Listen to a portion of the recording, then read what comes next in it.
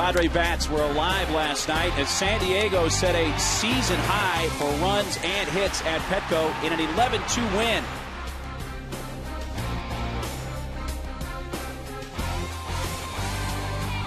Starting pitcher Dustin Mosley has allowed 3 runs or less in 12 of his 14 starts.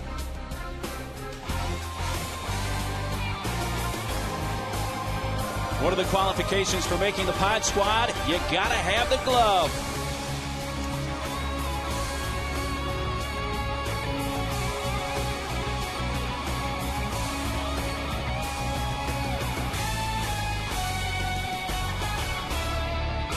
Happy weekend to you and welcome to Petco Park. For tonight, it is Game 2 of a 3-game series between the Padres and the Atlanta Braves. We welcome you and Mark Neely with the Hall of Famer Tony Gwynn. Tony, last night the Padres offense had it going. Let's hope they don't get a reality check tonight from a guy who's arguably the best in the National League in Jair Jurgens. Yeah, this guy pitching tonight, Jurgens, is no joke. He's a quality pitcher. 4 quality pitches, fastball, slider, curveball, change, and he'll mix in a little sinker too, and he's a power guy. He's going to come right at you. And so he's in his 13 starts, he's given up 2 runs or less in 11 of them. You see he's got the lowest ERA in the National League this year, by a good margin already. And, again, he's 9-3. He's one of the best young pitchers in the National League. And so the formula is going to have to be like it was last night for the Padres. They're going to have to try to manufacture some things, hopefully get a couple opportunities to put some runs on the board, and hope that they can do that against one of the best pitchers in the National League. Could be a low-scoring game tonight. Let's look at the pitching matchup for this one. Jair Jurgens is going for Atlanta. He was the NL Pitcher of the Month for May and is seeking his 10th win of the season tonight in just his 14th start. And Dustin Mosley, in his first start since returning from a dislocated shoulder, allowed 3 runs in 6 1/3 innings his last time out at Minnesota. The pitching matchup brought to you by Discount Tire, where America saves on tires. Game 2 of a 3-game series. Braves, Padres, and the first pitch is straight ahead.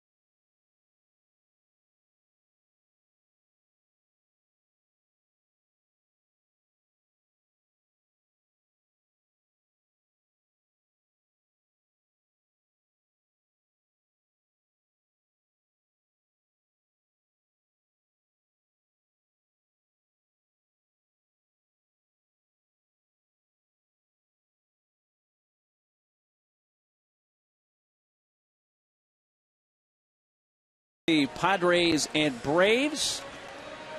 And let's take a look at the Atlanta lineup brought to you by the Prize Patrol, presented by Jerome's Furniture. Text winning to 269-411 to enter. It's Schaefer at the top of the order, batting second in his second season in the big leagues. And he had 2 hits last night. Jason Hayward 9 hits in his last 8 games, followed by Chipper, McCann in the cleanup spot, then Freeman, Ugla, Gonzalez, McLeod, and the pitcher, Jurgens. Padres starting pitching profile brought to you by your San Diego County Cadillac dealer. Stop in today for an attractive lease or purchase offer, and it's Dustin Mosley's turn on the hill. And the numbers really don't indicate how well he's pitched. He's got a 2-6 record, but he's thrown extremely well. Low number of walks, opponent's batting average 255.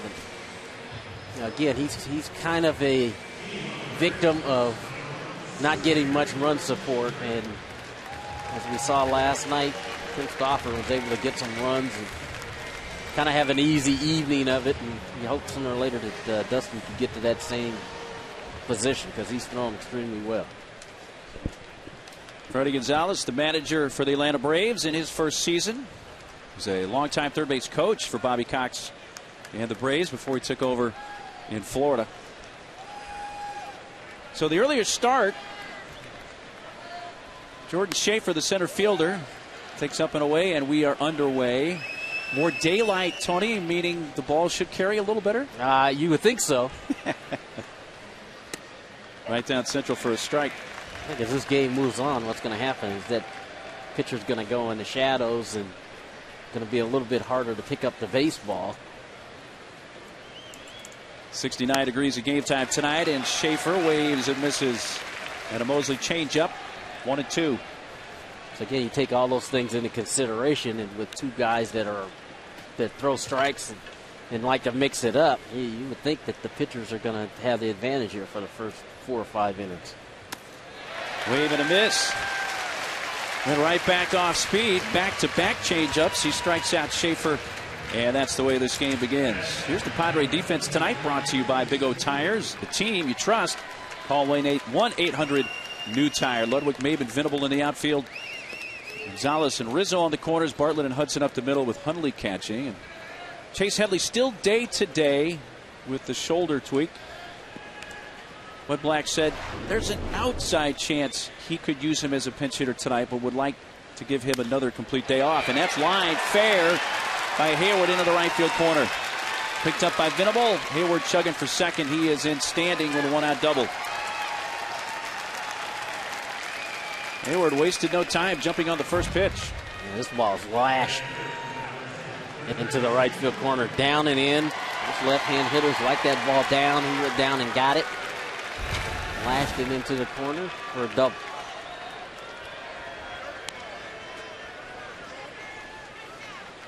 Well, last night the Braves were 0 for 1 with runners in scoring position, and that was the at-bat by McCann in the first inning when he grounded into a double play. Yeah. So a chance for Chipper with a runner in scoring position and 1 out.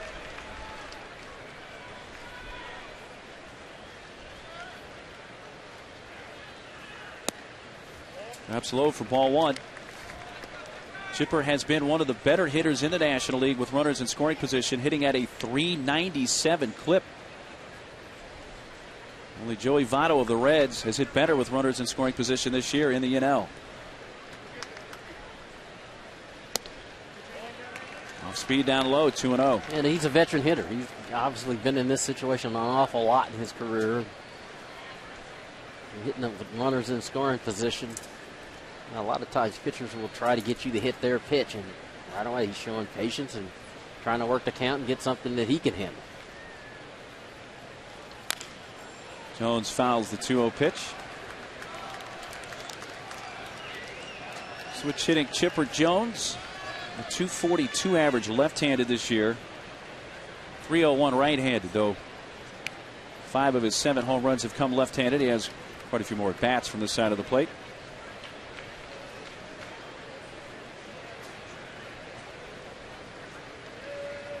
Two-one from Mosley. Low liner skips past Bartlett and into left center. Hayward to the plate. Throw home is cut off by Rizzo, and Chipper Jones produces with runners in scoring position again. And his 42nd RBI gives Atlanta the early lead. Looked like Bartlett was going to come up with this ball. Pretty good pitch running away. He doesn't try to pull it. He goes right with it and lines it just past the glove of Bartlett. Center field, the Braves have an early run. I thought, Tony, was it if Somehow Bartlett caught that ball. They're going to double up Hayward at second and in the inning. Maybe because he crossed in front of him. Maybe it went in the shadow, or it just looked like he was going to come up with that.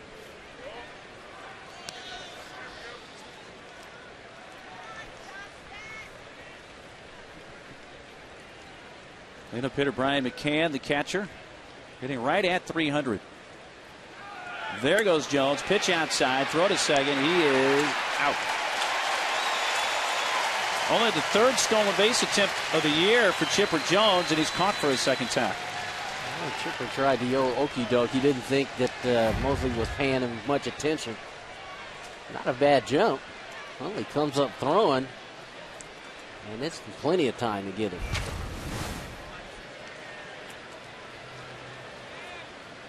Two outs, bases empty, and now the infield shifts for McCann with Gonzalez basically playing the shortstop spot, but it's a 5-3 putout. Braves do get a run in the first on 2 hits. Now the Padres are coming up.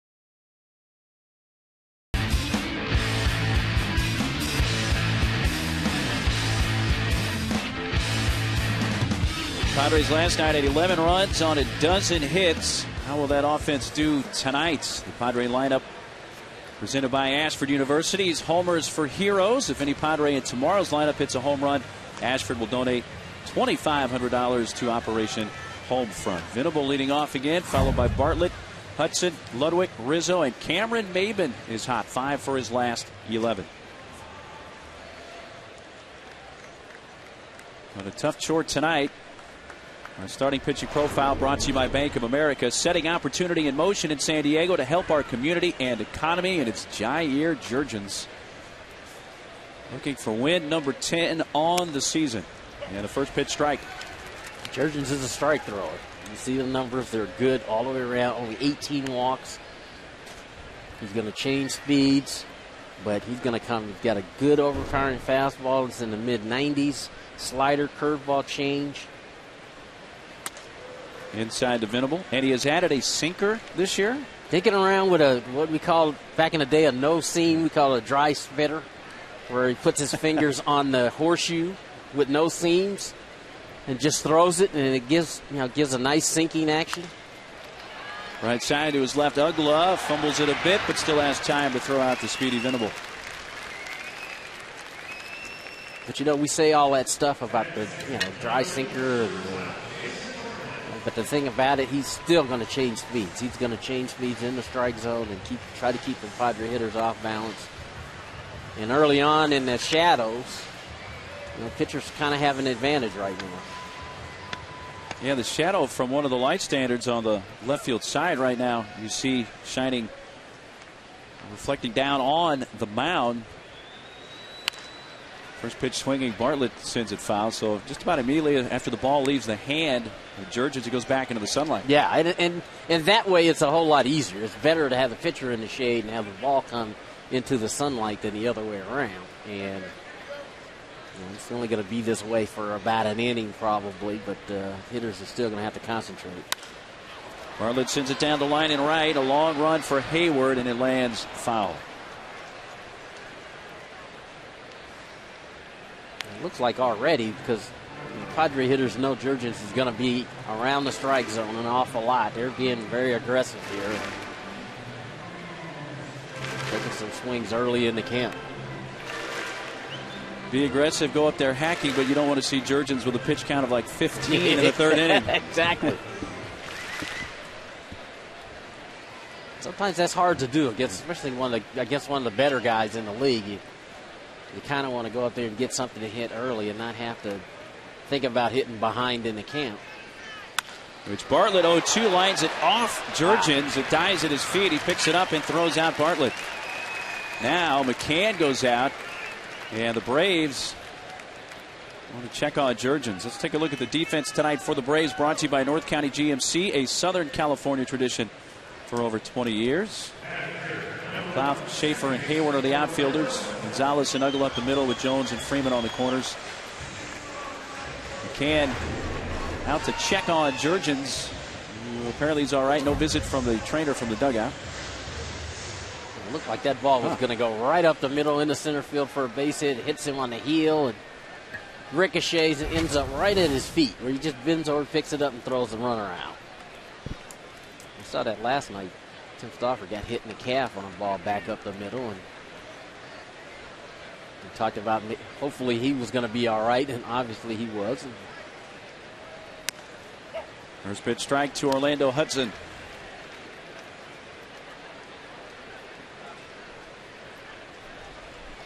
One home run for Orlando, which came over the Green Monster at Fenway. Bounced up there. Jurgens threw an 83 mile per hour, some kind of off-speed pitch there. Didn't make it to the plate. We're going to try to get a shot of that before the night's over.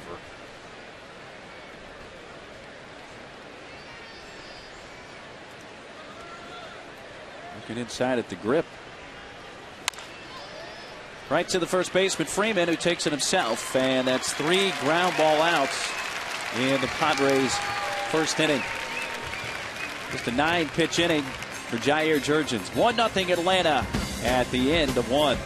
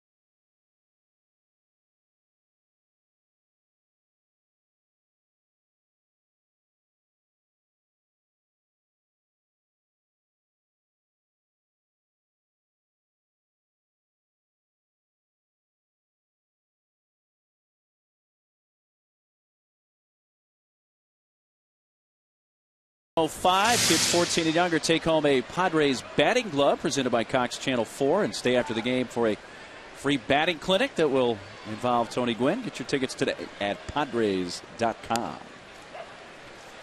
First pitch to Freeman is a strike.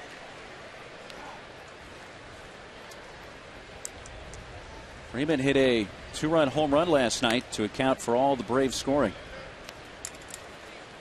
Hitting that in the 7th, that at that point cut it to a 5-2 game, but the Padres scored 6 in the bottom of the 7th to blow it open. Yeah, Stauffer was just rolling along, and all of a sudden they put 2 runs on the board, and I think people were like holding their breath for a little bit. And Padres came back and put some runs on the board and turned it into a laugh. Freeman, Ugla, and Gonzalez in the Atlanta second. 2-1 pitch. High fly, left field. Ludwig waiting on it. Makes a late adjustment. 1 out. Padres in Espanol is presented by the Ascot Shop, serving San Diego with fine men's fashion for over 60 years. Visit them in La Jolla or at AscotShop.com.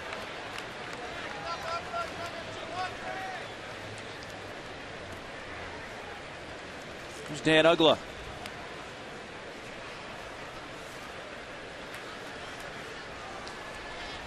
Ugla with 10 homers. The average, though, at 175. You know, Braves fans are wondering, if he's ever going to get going. And I mean, he's too good a hitter to be hitting 175 all year. He's going to get going.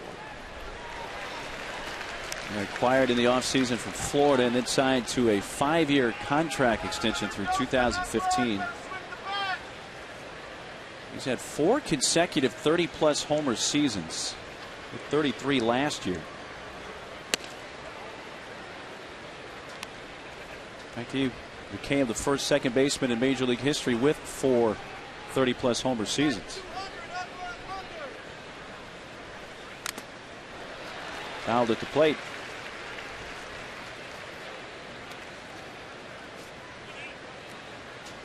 There were several second basemen that had 3 30-plus homer years, including Rogers Hornsby, Jeff Kent, and a couple of active players, Alfonso Soriano and Chase Utley. And Ugla has surpassed them in the power department with 4 straight 30-plus homer seasons.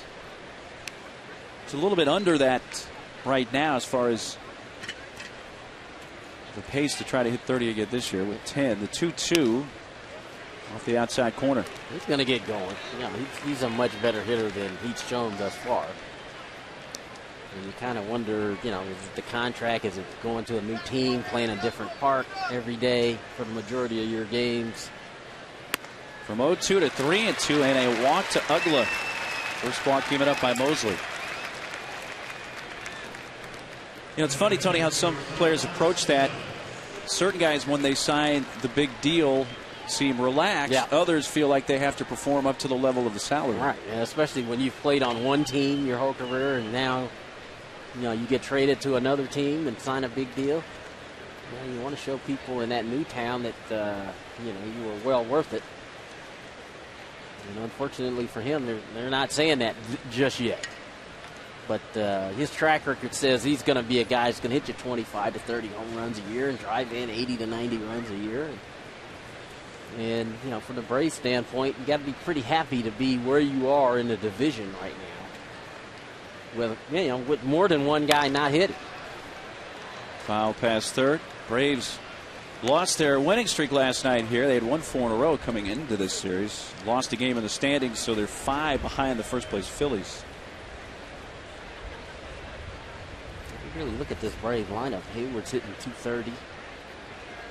And Freeman has started to pick it up a little bit, but Ugla and McLeod, both of those guys really kind of struggling on the offensive end. Check swing foul, and the Braves still without Martin Prado, whose injury has developed into a staph infection, so he looks to be still quite a ways away. And Prado's a guy that had an oblique injury at the end of the regular season last year, and they missed him in their postseason series. And they miss him right now. Yeah. He's a guy that usually hits second in their lineup, and he's a good run producer for them.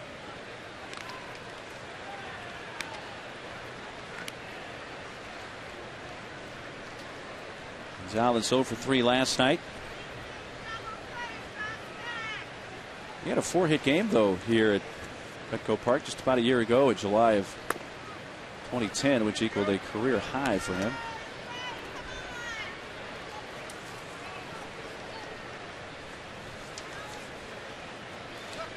Uggla at first, 1 out. Braves leading 1-0, top of the second. Atlanta scored in the first on a Jones RBI single.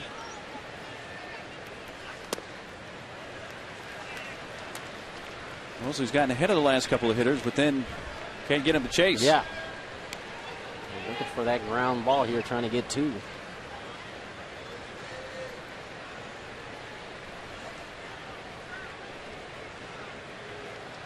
The 2-2 pitch, and instead a check on Uggla. I mentioned that Uggla's a former Marlin. Of course, Alex Gonzalez is a former Marlin. He was on their 2003 World Championship team.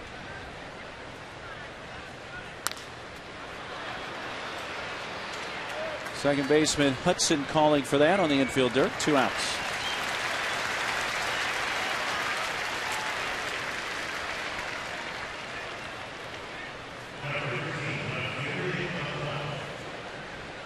"28 pitches at this point for Dustin Mosley. 16 strikes, 13 balls. The ratio is not terrific, but he has gotten ahead of most of the hitters. He has. And Mosley's not a power guy, so he's trying to get him to hit his pitch. Uggla, who is 1 for 3 in stolen bases this year, keeping the attention of Mosley. Nate McLeod, the left fielder, steps in.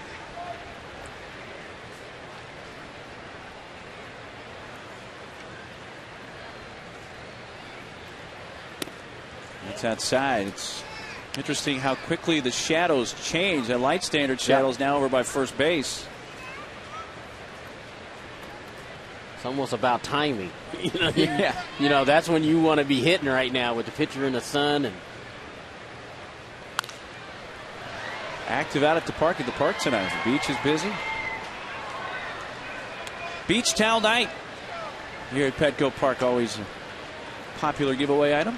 Look like those towels are coming in handy tonight. Put to use tonight in the park. Hey, folks, they can see the screen on the back. The hitter's backdrop. 1-1 pitch.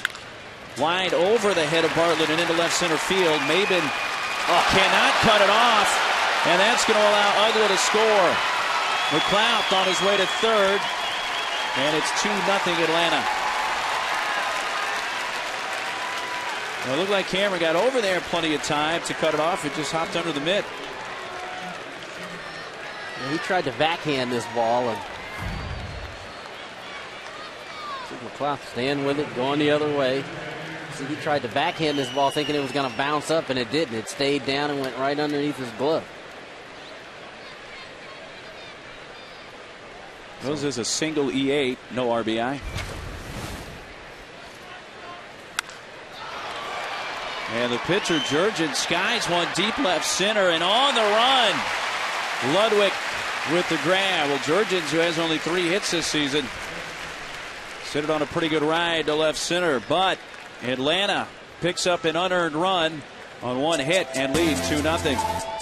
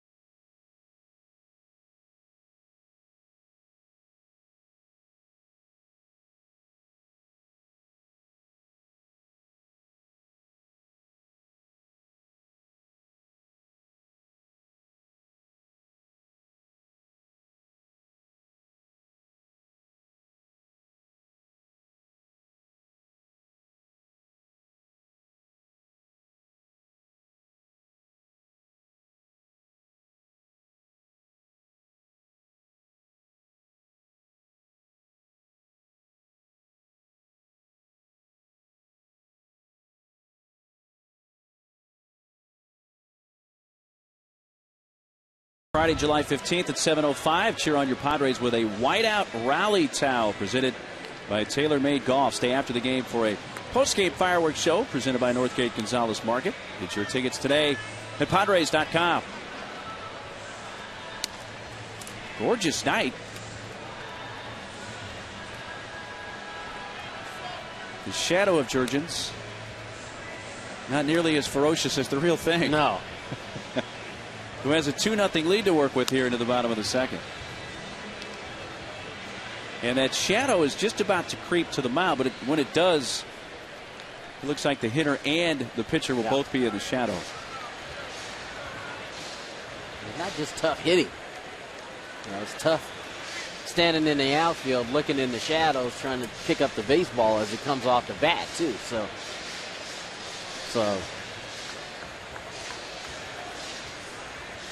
the shadow's basically a path between the mound and the plate. At least for the next few minutes. Ludwig leads off to San Diego's second. Wave and a miss. The first pitch from Jurgens, a 76-mile-per-hour slider that was up. He definitely hadn't let it go yet. The velocity of his pitches has been, all over the place, and none of them have been in the 90s yet. 76-mile-per-hour slider, and then that's an 81-mile-per-hour changeup. And again, this is a guy that's he's gonna pitch like this. He's gonna change speeds, and he can go as high as 94, 95. Schaefer coming in right center, and it's going to drop. I don't know if he misread it or took a step back, but either way, Schaefer unable to get there, and a base hit for Ludwig. And again, like I talked about, when you're in the outfield and you're looking in and you see hitters in the shadows, sometimes you don't pick up the baseball right away. Ludwig swinging a black bat too. Sometimes that makes it hard to pick up, and maybe you take a step back. And he's playing pretty deep out there in center field, so. First baseman Anthony Rizzo. A couple of doubles last night. That's in the dirt, but scooped up by McCann.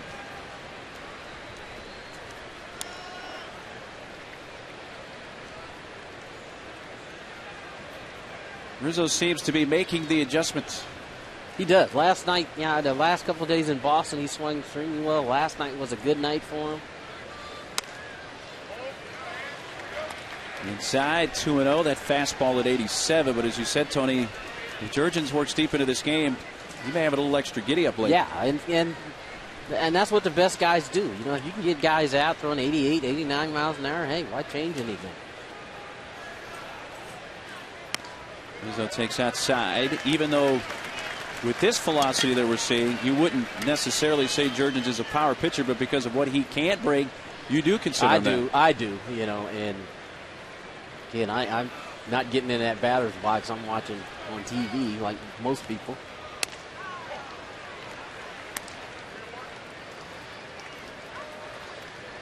Really, how you describe him is he's a pitcher. He knows how to pitch. And he's going to do whatever he has to do to get guys out. If that's changing speeds and keeping them off balance, so be it. Outside, and a 5-pitch walk to Rizzo. The first walk allowed by Jurgens, who doesn't issue many. For Jurgens, that's just his 19th walk of the season and over 90 innings pitched.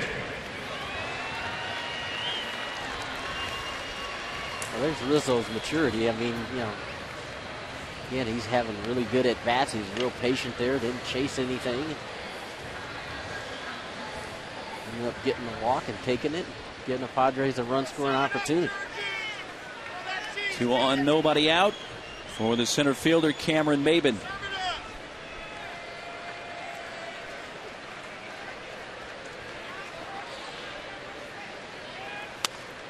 First pitch hacking. And that fastball now up to 89.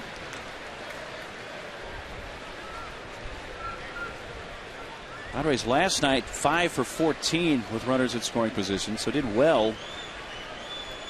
It's a 357 mark. They're out to scoring 11 runs. Yeah, 2 of those 14 was Cameron Maven giving himself up on a ground ball with a man on second, and Bartlett hitting a fly ball to right with a man on second.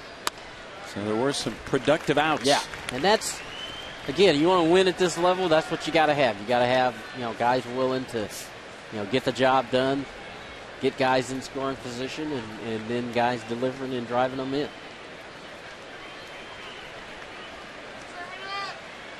There's a 1-1 pitch from Jurgens. It's in the air to right, shallow near the line.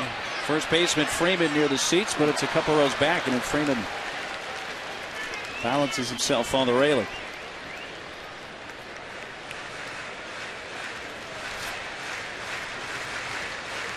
On that play, Ludwig was tagging at second base. If Freeman was able, you see that infielder running with his back towards home plate. Well, that's possibly a ball you can tag up and move forward on. And instead, it went into the stands as a foul ball.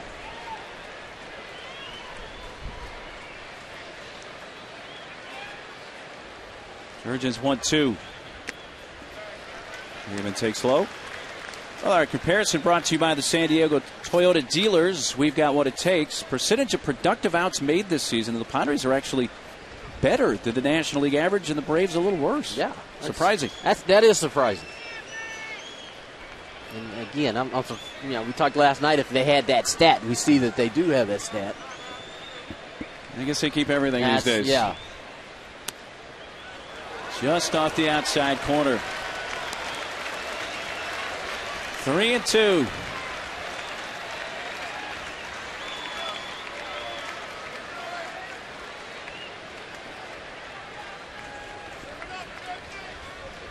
Hundley on deck. Slow ground ball to short. Gonzalez the flip to Uggla for one, the first, and they get a pair. Ludwig advances to third. Let's take a look at the pitching sequence from Jurgens to Maben, our Carl's Jr. pitch track. He took a shot early. He got a fastball on the first pitch, fouled it off, and then got ahead 1-2 again on the fastball, and then a little slider right there. Again, trying to nip off the outside corner, and again, he didn't come with him with the fastball, but 3-2, Maben anything close, put it in play and hit it right at Gonzalez, and they were able to turn 2. Ludwig at third, 2 outs. Hundley, the catcher. Waves and misses. Strike one. Nick last night had a base hit, knocked in a run, walked once and scored once.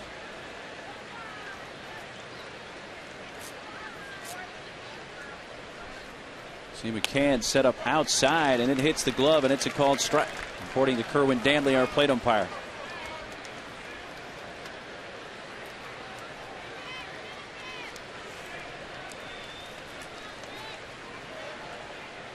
Base hit by Ludwig.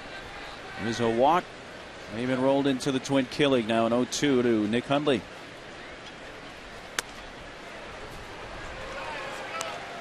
Wow. That spot was a strike. Yeah, or very close to it a few pitches ago. Exactly. Boy, he came. See McCann setting up off the plate, and that is off the plate, but he put it right where McCann asked for it. Nick requests time.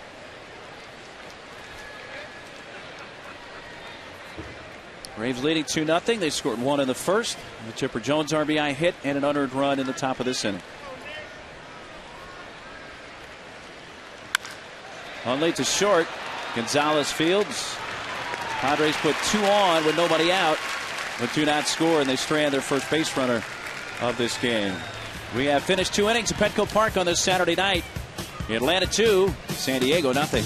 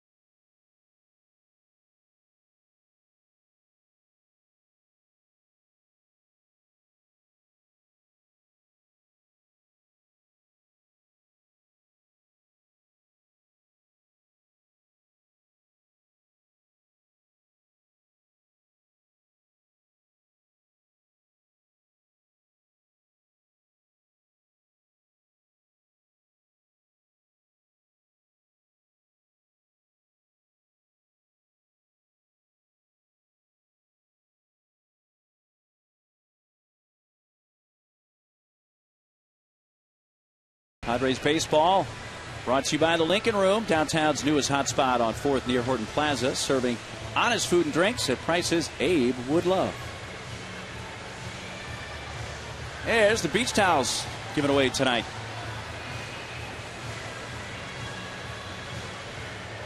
I have the ones that say Beat LA all over my house. I do too. Which I guess you have to hide when Anthony comes home. Now I do. Here's Jordan Schaefer, top of the order. And lays down a bunt, picked up in foul ground by Hundley. Schaefer in that leadoff role. Schaefer made his big league debut during the 2009 season. He did not play at all last year in the big leagues. He's back in the minors, and he flat out asked Chipper Jones, what do I need to do to get back and play in the big leagues? And Chipper Jones' response was, you've got to put the ball in play. Can't strike out that much. You got to make more contact, and that's what he's worked on. Especially if you're at the top of the lineup. Strike from Mosley, 0-2. And it's hard because, you don't, sure you feel like you bring a little bit more to the table than having a bunt all the time, but the best way is just to shorten up, put the ball in play, make the defense get you out.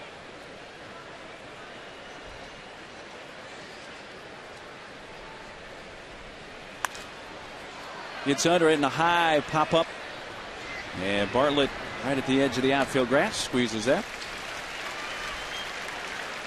One down in the Atlanta third. There's the beach towels given away tonight. Great item. Nice. Yeah, this is usually the giveaway that gets the fans out. It's beach towel night.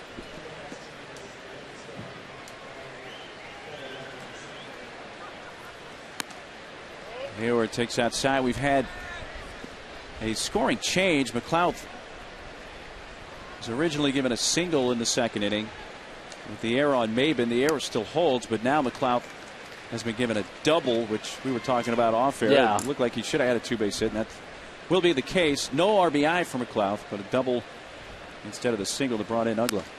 I think that's the right call. Maben was going into left center field trying to cut that ball off. And I think McLeod would have been able to get the double. I don't think the run would have scored if he cut it off. So. Hayward chops it foul past third. Hayward singled, actually doubled him as well down the right field line his first time up.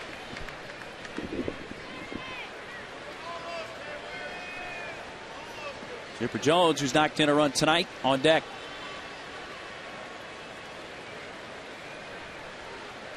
One-two pitch. Across the midside with a 90-mile-per-hour fastball. That last hack Haywood took looked like he had trouble seeing that ball. He really swung it that late. Fouled it off down the third base line. Right near the plate, but foul.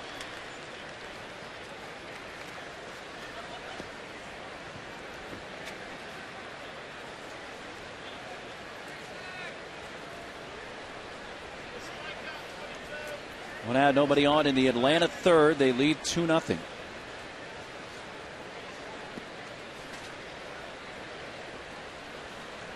A 2-2 to Jason Hayward. It's the breaking ball foul.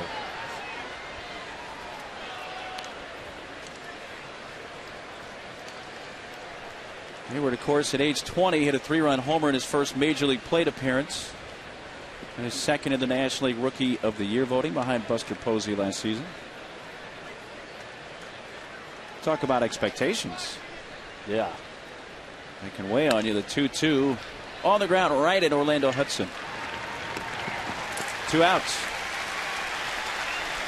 Well, to bring up Chipper Jones, who knocked in the game's first run in the first on a line drive that Bartlett was nearly able to catch at the shoe tops. Well, when this ball left the bat, I thought Bartlett was going to be able to make the catch. And you see it just got underneath his glove and Hayward's able to come around and score. Put Atlanta's first run on the board. Chipper Jones' 42nd RBI of the year.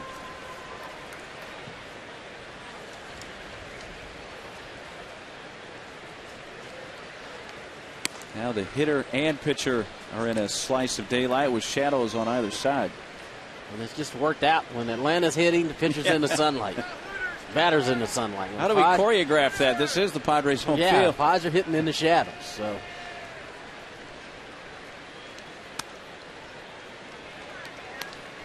Chipper Jones in his 18th Major League season, a 6-time All-Star.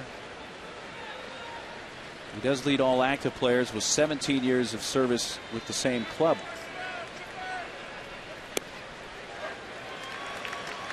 Remember, he was the first overall pick in 1990. Tony Clark of El Cajon went to the Tigers with the 2nd overall pick that year. The guy that was thought unsignable was Todd Van Poppel. Yeah, who could have been the first pick, but he went 14th to Oakland that year. That's when we started hearing that term, signability. Yeah. And, you know, Van Poppel ended up signing too. Yeah, well, this has worked out pretty well for Atlanta. Yeah. Not taking Van Poppel. That's out to short, or out to second, and Hudson throws out Chipper Jones. That's the first 3-up, 3-down inning for Dustin Mosley. Midpoint of the 3rd. It's 2-0 Atlanta.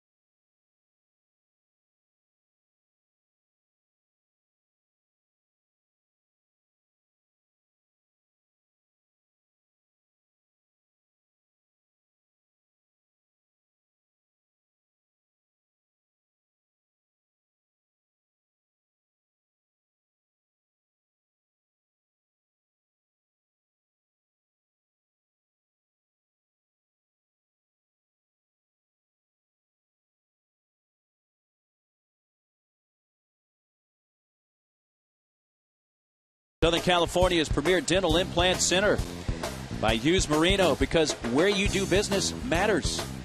And by Cox High-Speed Internet. Power all your devices with the fastest internet in San Diego.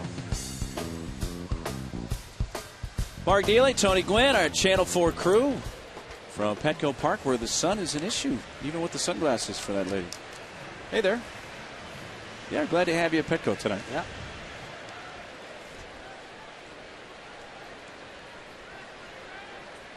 Padres bat in the 3rd with the 8-9 and 1 hitters up. Third baseman Alberto Gonzalez rips one in the air to left. Over the head of McLeod, and goodbye!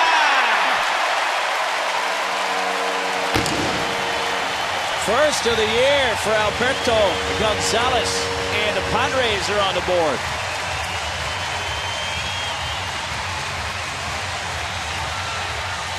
Very nice. Good, being aggressive. The first pitch. Fastball kind of hung on the inner half of the plate, and he put a charge in that.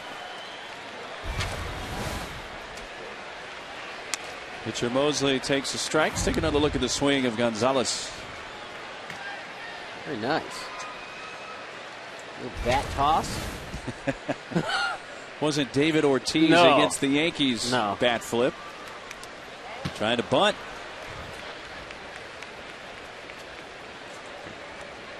He fills the home run column with his first. Yeah, last night the pinch hit home run for Jesus Guzman. His first, and now Alberto Gonzalez. His first of the year. Still bunting with 2 strikes. McCann out to get it, though, and he throws out Mosley.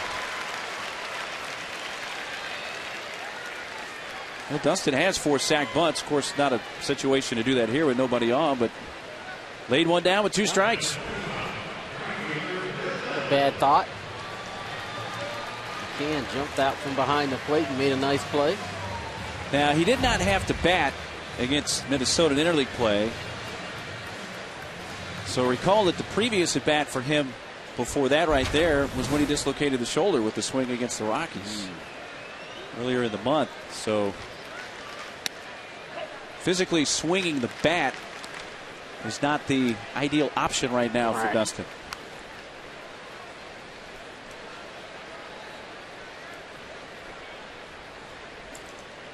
Venable grounded to second his first time. He whacks it foul left side. Did you ever have that happen where your shoulder popped out even for just a second? No. Dislocated fingers, dislocated an ankle in summer ball once. Now, Dustin says that had happened to him before, which I don't have the medical data, but almost makes me feel like that's something genetically or muscular that makes you more likely to do that. I know there are people who that happens to. Yeah, and it seems to happen more than once to those people.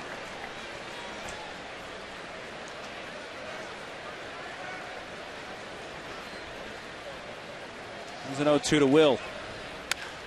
Road just fouled, and that one skipped past the first base umpire, Victor Carapazza, in a hurry. Well, the Pod Squad down there last night was 5 for 5. Yeah. That was Debbie last night. Tonight we've got a newcomer. She got a glove on it, though. That ball was scalded. Yeah, scorched. Minimal fans for the second out. First strikeout for Jair Jurgens. It's a really good changeup away. It might have been that two-seam or no-seam sinker. Look at the run this has on it, down and away. McCann setting up off the plate, the outside corner. Well, you mentioned a two-seam sinker, which is the normal way it's thrown, right? Yeah. You talked about how he throws that no-seam sinker. That's to right field, hit well by Bartlett, but a lot of room out there where Hayward backs up to make the catch. And 11 consecutive strikes thrown by Jair Jurgens in that inning. He does give up the home run to Gonzalez, and it's a one-run game at the end of 3.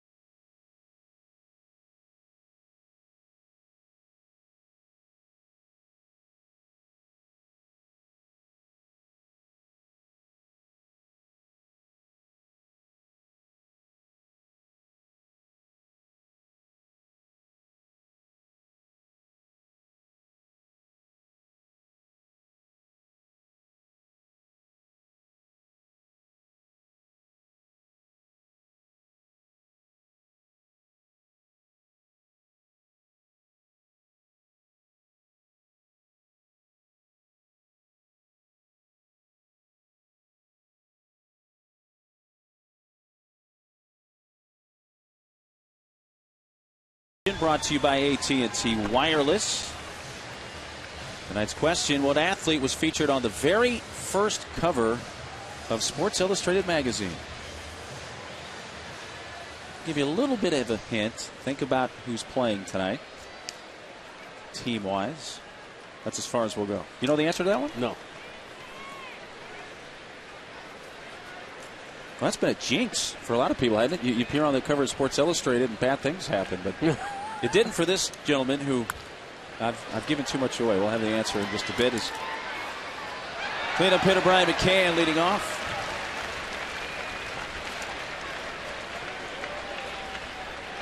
Infield shift with 3 defenders on the right side for the Padres. 0-2. Nice two-seam fastball that came back.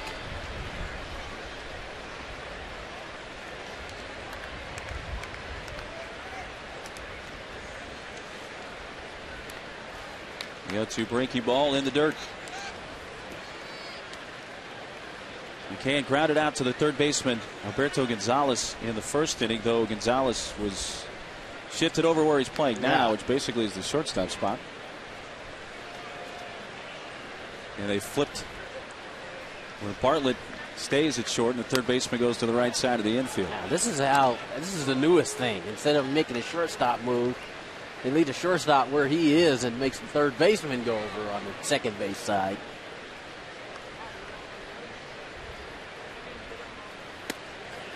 Got him looking. Second strikeout for Mosley. One gone in the inning. I'm going to bring up rookie Freddie Freeman. Time for our leaderboard, brought to you by Los Primos, home of the Monster Burrito. Get your $5 meal deal for a limited time only. This is most hits in the National League by a rookie. Darwin Barney of the Cubs leads in total hits, but Freddie Freeman right behind with 70.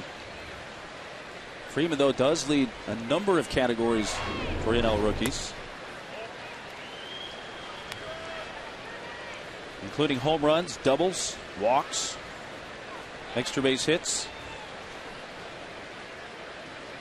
He homered last night and rolls that softly foul to the right.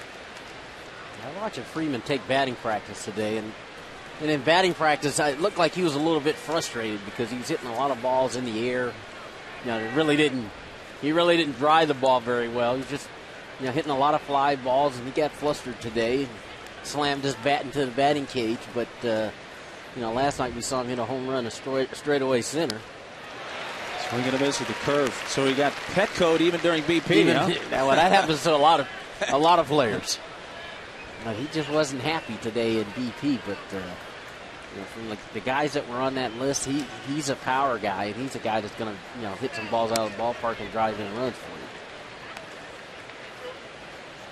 for you. 2-2. Freeman, a Southern California guy. Second round pick back in 07. He's at El Modena High School in Orange County.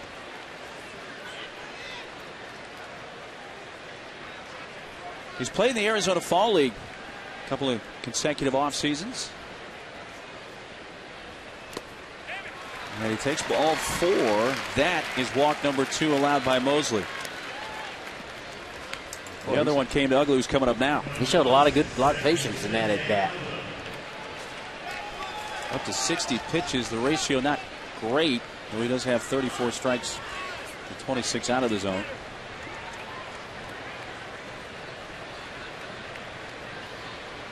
Ugly walked in the second and later scored. Ugly in that plate appearance fell behind 0-2.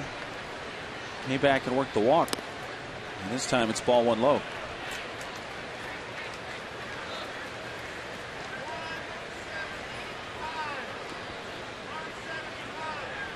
Finally out to talk quickly with Mosley.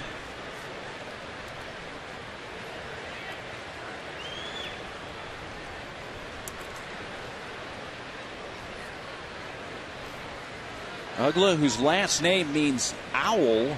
I believe it's Swedish. It's one of the Scandinavian countries. 2 balls, no strikes.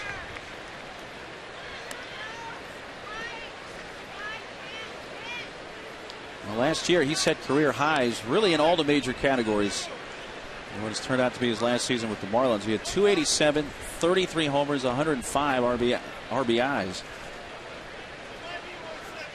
Check on Freeman.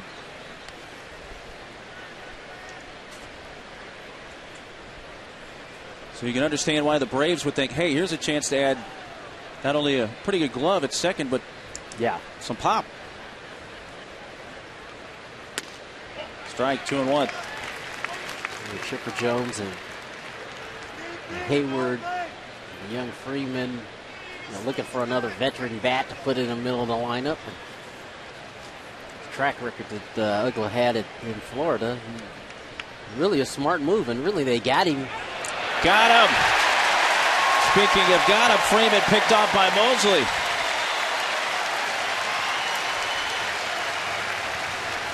Your words were clairvoyant. I was going to say, for what they paid to get him, and good move by Mosley, and sure enough, they did get him. Well, in today's market, a guy like Dan Ugla, he's going to command a huge salary, and not saying that what he's making now isn't huge, but $63 million over 5 years. A whole lot cheaper than a lot of other guys were making. Really took a discount to play in Atlanta. And you would think that that would kind of alleviate the pressure. Strike three on the outside corner. A couple of strikeouts in the inning for Mosley, who faces the minimum 3 hitters thanks to the pickoff. It's the midpoint of the fourth for Petco. Atlanta leads 2-1.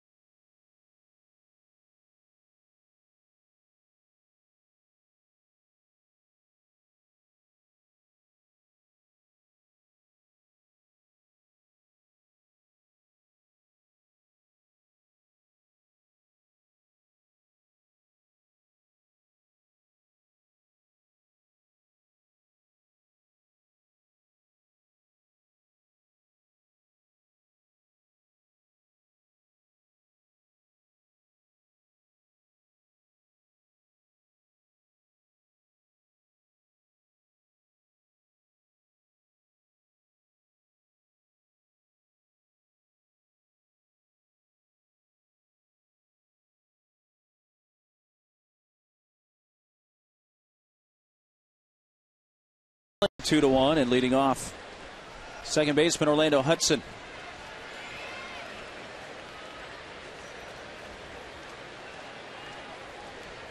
Hudson, Ludwig, and Rizzo in the Padres' fourth. In at the knees for strike one. And the first pitch changeup. Good numbers for Orlando in his last handful of games since coming off the disabled list. Well, you look at the pitches like that one right there, Tony, where Jurgens is missing. He's not missing by much. No, those are all competitive pitches. And again, he really hadn't let it go yet. Just kind of cruising along, changing speeds. Working both halves of the plate. That's up high. That fastball at 85. I think we've only seen the fastball hit 91 times. One time, yeah. But the pitch count just at 40 here beginning the fourth inning. Well, that's about getting them out. High fly to center. Schaefer pulls up well in front of the track and makes the catch. Hey, let's answer the AT&T Wireless trivia question. Or question, which athlete was featured on the very first cover of Sports Illustrated magazine? And the answer? The Milwaukee Braves, Eddie Matthews. The first edition came out August 16th, 1954. And that's it. It's not exactly a profile shot. It's him at the plate. So I guess we should ask who the catcher is, because he technically also appeared. That's right. And the umpire, too. Yeah, the first cover. Ludwig, first pitch swinging. Fly ball to right. Hayward trots in towards the line. 2 outs.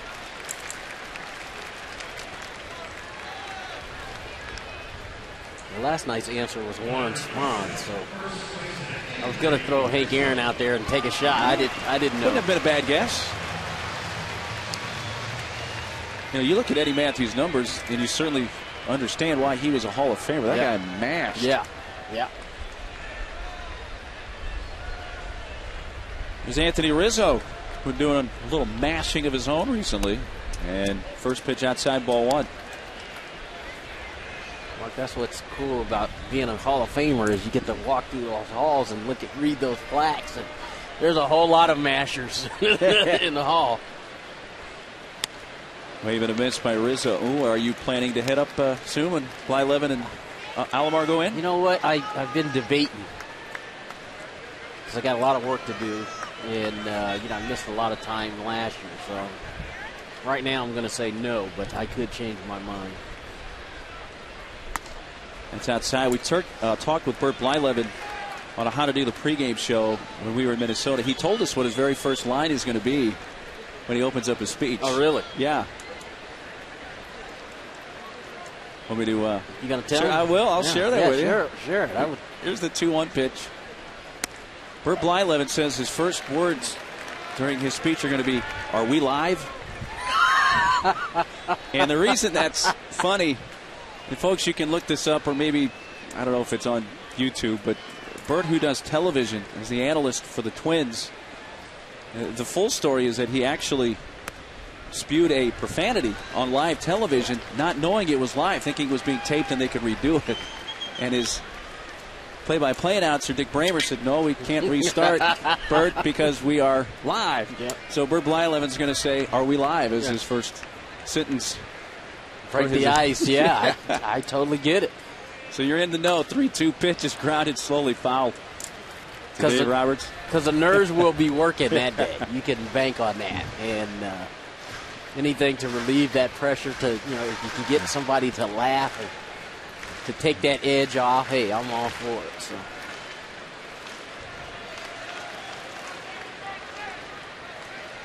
Another 3-2 to Anthony Rizzo.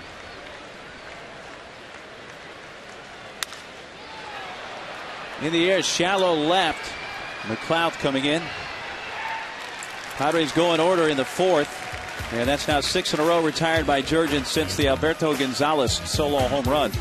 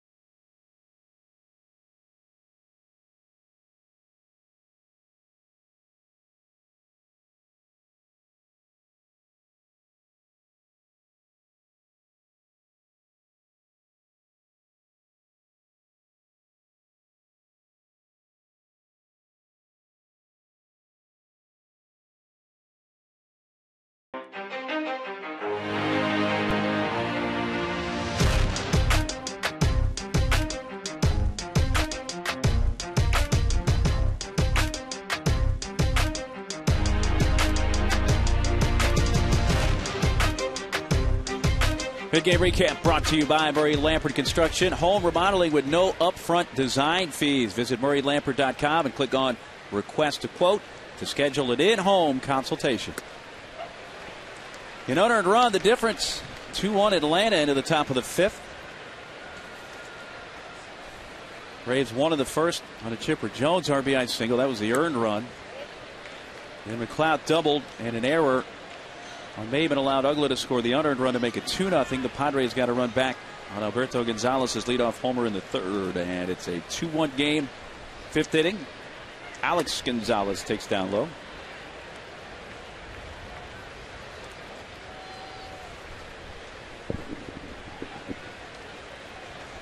Alex Gonzalez was acquired just over, or not quite a year ago, actually. It was July of last year when he was picked up. Nice play. Gonzalez spins and throws him out.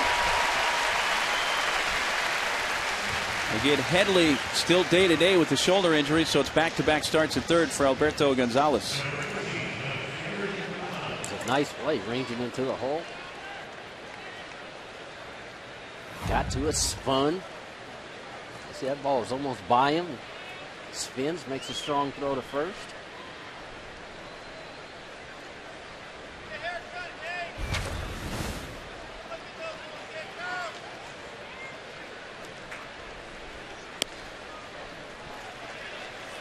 Chase day-to-day. What Black said before the game, if they absolutely needed to get a pinch hit, perhaps Chase could play tonight, but he would prefer that he get another complete night off. And there's McLeod losing the bat, flying out towards the second baseman Orlando Hudson. McLeod walking out towards the mound to get it. It's like, where'd it go? Yeah, that was not the bat breaking this time. That was the whole thing, flying out towards Orlando Hudson at second. I was like, yeah, I'll come get that, guys.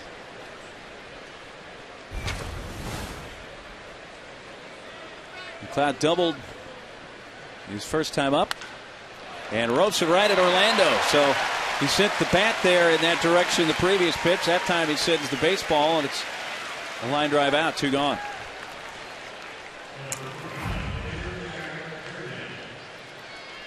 Looked like Mosley tried to throw him that two-seam fastball, and he was right on it.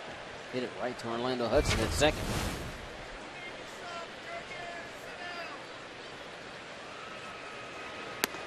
The pitcher Jurgens takes ball 1. He swung at the first pitch he saw in the second and flied out to fairly deep left center field. Breaks his bat there, and it's a little flare out to Bartlett, who makes the catch to retire the side. Mosley's found a nice little groove, but still trails by a run at the midpoint of the fifth.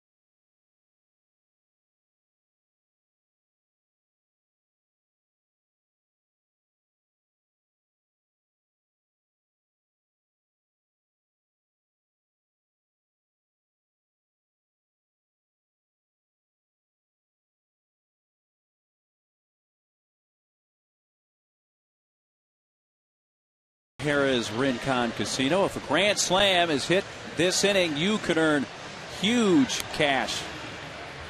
You can enter at 4sde.com. And tonight, winning total $33,000, which is ironic because we just had the official attendance handed to us, Tony, and the attendance is exactly 33,000. Oh, karma. Think we could have a little bit right here? Tonight could be the night. And this crowd of 33,000 on the button. See somebody win 33 grand right here.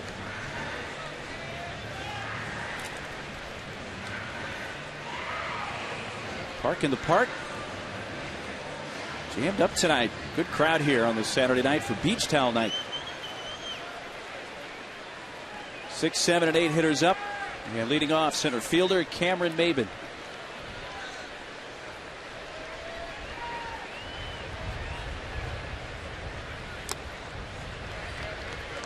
The fastball at 88.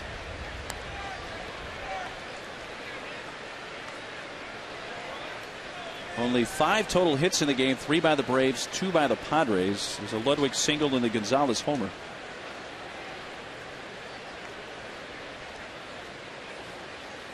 I think this one is playing out as we expected so far. But then again, last night's game was 2-0 Padres going to the bottom of the 6th, and it wound up 11-2. Yeah. Well, you know, we felt like both guys had pitched pretty well coming into this game, and really that's is what's happened. 3-0. Guys have thrown strikes, working ahead. Fortunately, the error by Maben has given Braves that second run. Padre hitters have done a good job so far in that they hadn't swung at a whole lot of junk. That is ball 4. Just missing that low outside corner, and a rare 4-pitch walk issued by Jurgens, his second walk of the game. Again, that's only his 20th walk of the season in 93+ innings.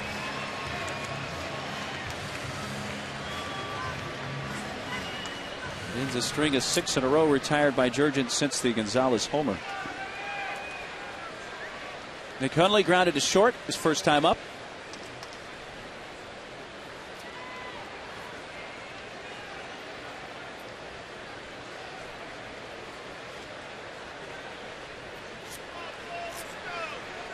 A little subtle thing that just happened. The second base umpire had forgot to get into position. He was standing in the outfield grass. When he's shaking his head, I'm sorry. He was standing in the outfield grass, and Kerwin Danley stepped to the side and tried to subtly remind him, hey, you got to get back to the infield. First pitch strike to Nick. Let's take a look. See, here he comes now. Kerwin stands to the side. Kerwin Danley, don't play umpire. Had to remind Mr. Runge, hey, you want to come on to your position on the infield? Maben dives back.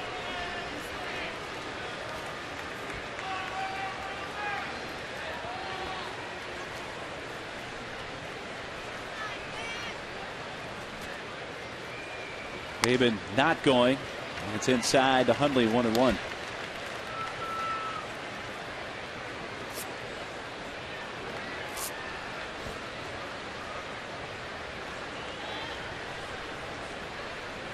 Padres have the leadoff man on for the 3rd time in this game.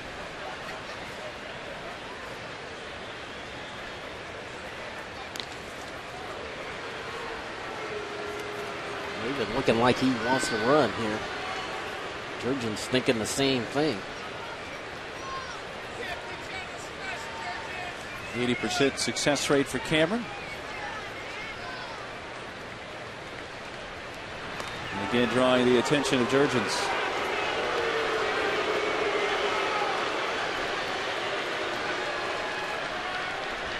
Cam needs time to brush himself off.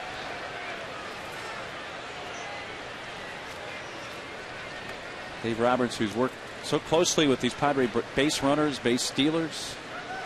He's had a quite an impact on them. Yeah.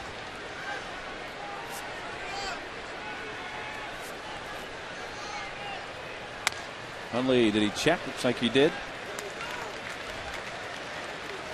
Fastball at 88. 2 balls and a strike. Did he go? No. Ooh. No, he didn't. Close. Good. Mud would have said it was a double. Yeah, somebody in Alpine is right now talking about a 2-base hit. Maben running, pitch down low, and Maben strikes it. Very good. Good jump by Maben. He's got a great jump. Hundley took the ball out of the strike zone, give him a chance to steal it. Ken does all he could do, but Maben got a great jump, able to get that hand in there way before the tag and got himself in the scoring position. That's another King-Stallman stolen base.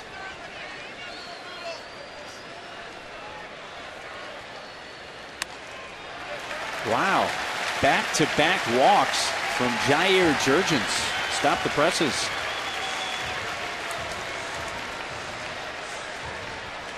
That's going to bring up Gonzalez, who is first time up. Hit one out. Our Cold Hard Blast presented by Coors Light, the world's most refreshing beer. Jumped all over that one to left field. He did. He hit it good. Hit it where you need to hit it, straight away left field, and got it out of here. His first home run as a Padre. Let's see what they do here with Mosley on deck. Sure, they're going to let Gonzalez go ahead and hit. First pitch breaking ball is a strike. Yeah, as we saw in Mosley's first plate appearance, he's most likely going to be bunting regardless of the situation.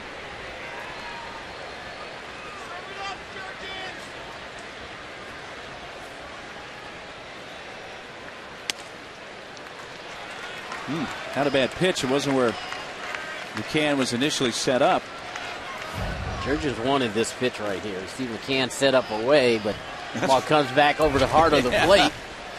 And, boy, he was not happy that that wasn't called a strike. I can understand why.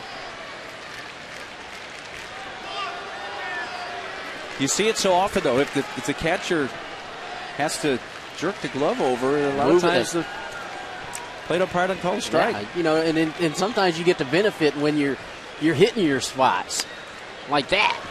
Can't jump to the outside corner and foul. It's right in the center. See him jump to the outside corner late, and that ball's right in the center. And on pitch tracks, it sits off the plate. But when you're hitting that glove consistently, usually you're going to get it. You're going to get that call.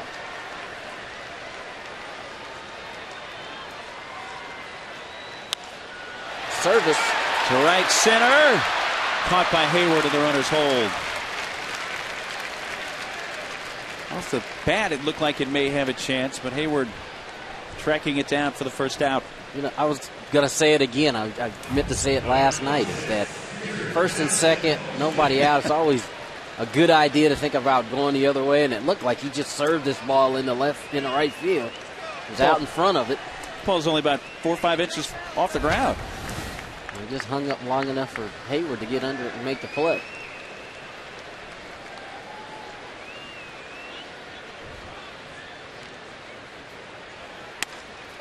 That's a strike. Throw down to second by McCann, but Maben returns.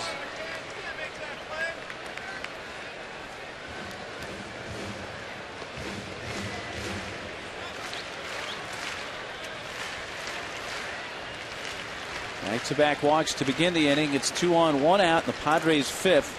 San Diego down a run.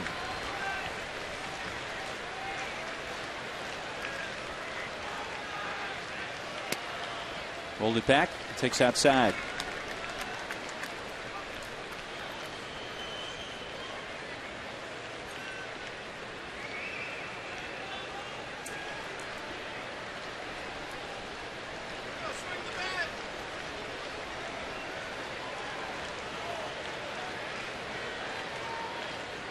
We saw Mosley start to square, then pulled it back. And knowing what we know about the dislocated shoulder and the situation, you certainly expect him to be bunting here. Yeah. Bunted in the air, but it lands back behind the plate. And if you can, you want to try to bunt this ball to third base. Jurgens going up the ladder a little bit, up in the zone. Freddie Freeman at first base is shallow and charging hard, and you really want Chipper Jones to field this bunt if you can get it towards the third base line. Mosley bunting with 2 strikes, picked up by Freeman, who missed the tag but does get the out at first. That ball was bunted pretty hard. Freeman had a choice. Was that ball eventually going to go foul? Maybe, maybe not, but he elected to pick it up. Gave a look to third, but didn't have a play. One thing Mosley did is he bunted it right towards the line, and would have been a long throw for Freeman to try to get the speedy Maven at third base. See Chipper Jones pointing at first base like he didn't have a play at third. In that situation, most of the time, you just get an out, get the out, take the out at first, and hope that Jurgens could work himself out of this. And McCann saves potentially the tying run by digging that one out.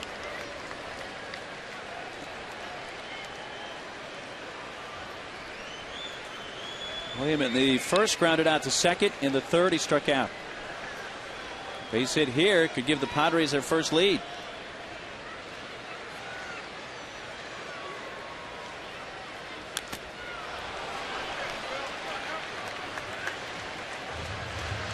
Real fooled by that changeup. Yeah, the other thing in this situation, there just hadn't been a whole lot of fastballs to be had in this situation. He's thrown the off speed, he's thrown the changeup, he's thrown the no seamer, sinker,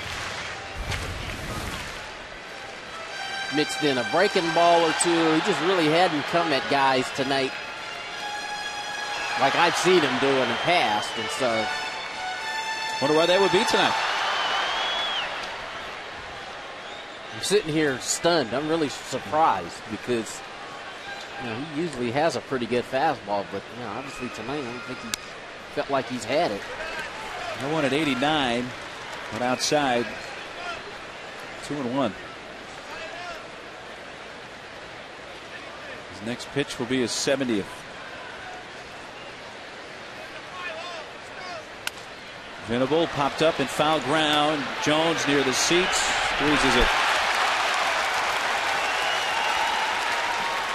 Now the Padres, thanks to back-to-back walks, had 2 on, nobody out.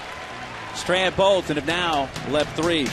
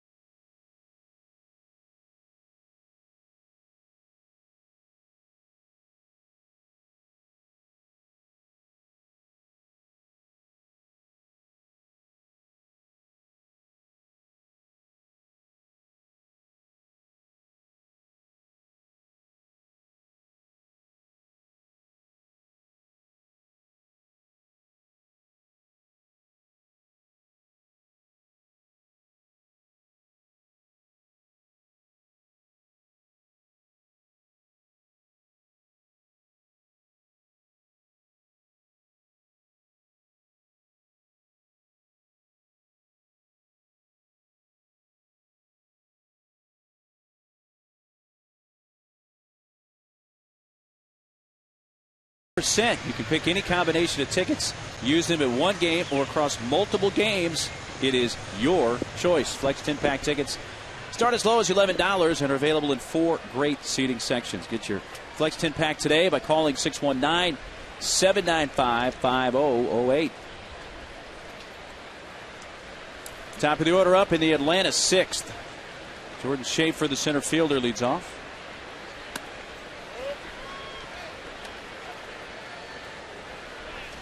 Both pitchers using that changeup a lot tonight. Changing speeds. A bullet to first. Caught by Anthony Rizzo. The ball was ticketed down the right field line. Came back with another changeup, and this time he stayed back on it pretty good. And he hits it right at Rizzo at first base.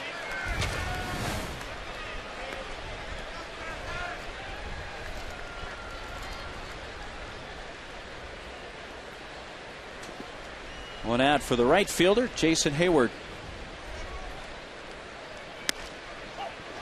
Strike one. Hayward doubled to right and scored the game's first run in the first, and in the third grounded out to second. He hits a bullet right field. Venable, it's over his head and off the Hayward side on the auxiliary scoreboard, and Jason Hayward chugs into second with his second double. I guess that's called tattooing one off yourself. Yeah, he hits the ball so hard. Two-seamer. Middle of the plate. Ran back to the middle of the plate, and boy, he was right on it. Gets his own picture out in right center field. A one-out double. Skipper Jones up.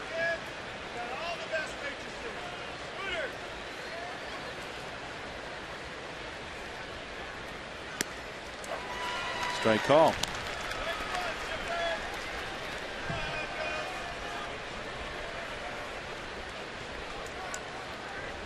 Jones in the first singled, driving in a run, and in the third grounded out.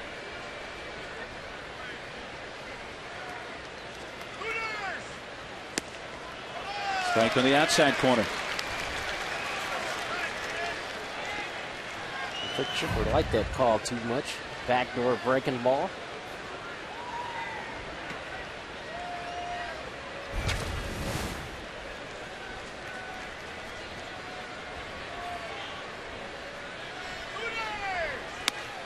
Ooh, good looking pitch. He had him set up for the two-seamer. Maybe that makes up for the previous one. Yeah. Yeah, it's close. See Nick Hundley hold it there for its extra second. A 1-2 pitch. In the air, shallow left. Ludwig trots in to put it away. 2 down.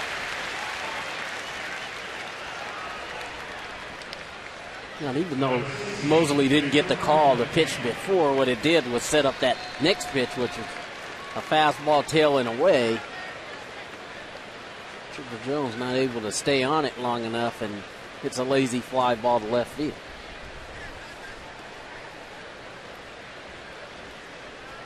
Well, you have first base open, but there's another left-handed hitter on deck in Freeman. We'll see how the Padres approach McCann, who's the homer and RBI leader for the Braves. Tonight is grounded to third and struck out 0 for 2. See, with the runner on second, this time is Bartlett on the second base side. I believe the third baseman Gonzalez off the line at third, but closer to the more traditional defensive spot for the third baseman.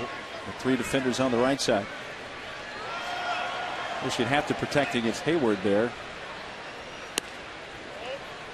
Can't play too far up the middle on that side, or just make it a race to third base. And this is almost like the unintentional intentional. They're not going to give McCann very much to hit. Now they just said, Uncle, we're just going to put you on. So that decision made with the intentional walk. So they say, instead of the veteran lefty, how about taking the chance with the rookie lefty? But Freeman And a home run last night. I'm sure that's the conversation that's being had not only in the dugout and on the pitcher's mound. And Bosley's going to come out and have the conversation. It was the third at bat last night where Freddie Freeman hit the home run to center field. And this is his third at bat tonight, so he's had 2 at bats against him already.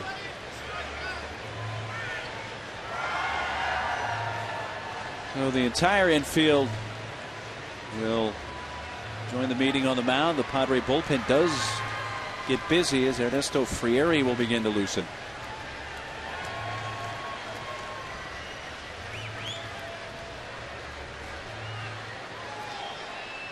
.86 pitches for Mosley.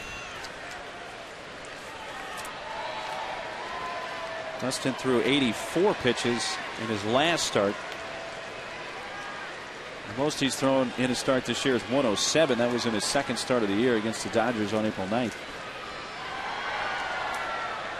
So Freeman's up with 2 on, 2 outs, and rockets one into center field. Hayward around third. He will score. McCann down to second, and Freddie Freeman makes it a 2-run game. The rookie wasted no time there. See, wasted no time.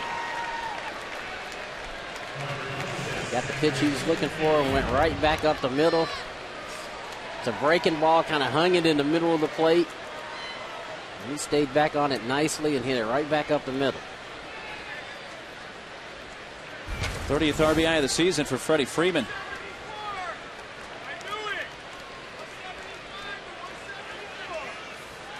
Here's Ugla. He's 0 for 1 with a walk and a run scored.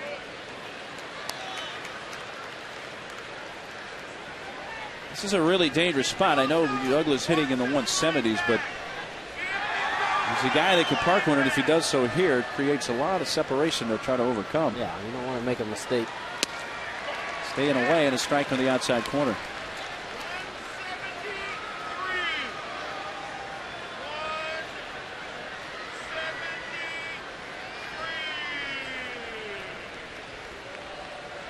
McCann and Freeman on for Ugla. Fouled away right side, and it's a 1-2 count.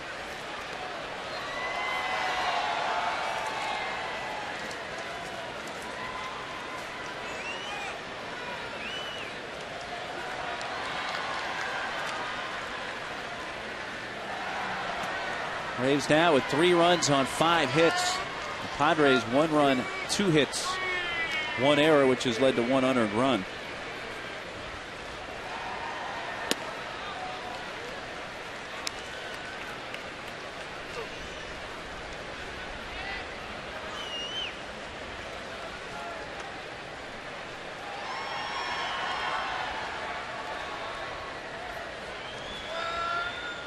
Two on, 2 outs, and a 2-2 pitch from Dustin Mosley. Check swing, a ball outside, and the count is full. He's going for the outside corner a couple of pitches in a row, and Ugla hasn't offered at it. But if you're Ugly, do you continue to look away here? I think you got to. I don't your reputation, even though you're hitting a .174, you really don't want to make a mistake on the inner half. Up and away and fouled back. Oh, nice catch by the lady right below us. She brought her glove, reached over the railing. What's this one coming right back? Wow. And she leans over? Yeah, she leans over and makes the play right in front of us. Well done. That deserves a smooch.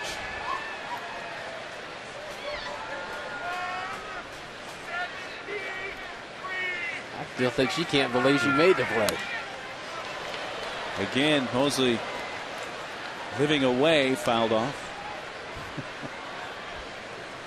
We saw the young lady in Boston at Fenway get a foul ball, and you could read her lips say, I've waited my whole life for this. I don't think she said those exact words, but something to that effect.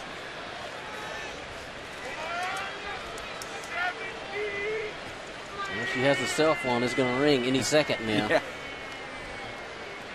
Runners going, and instead of step off.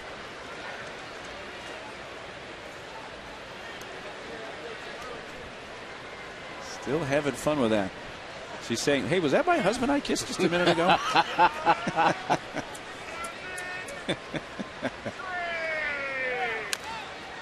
Another foul off the bat of Ugla.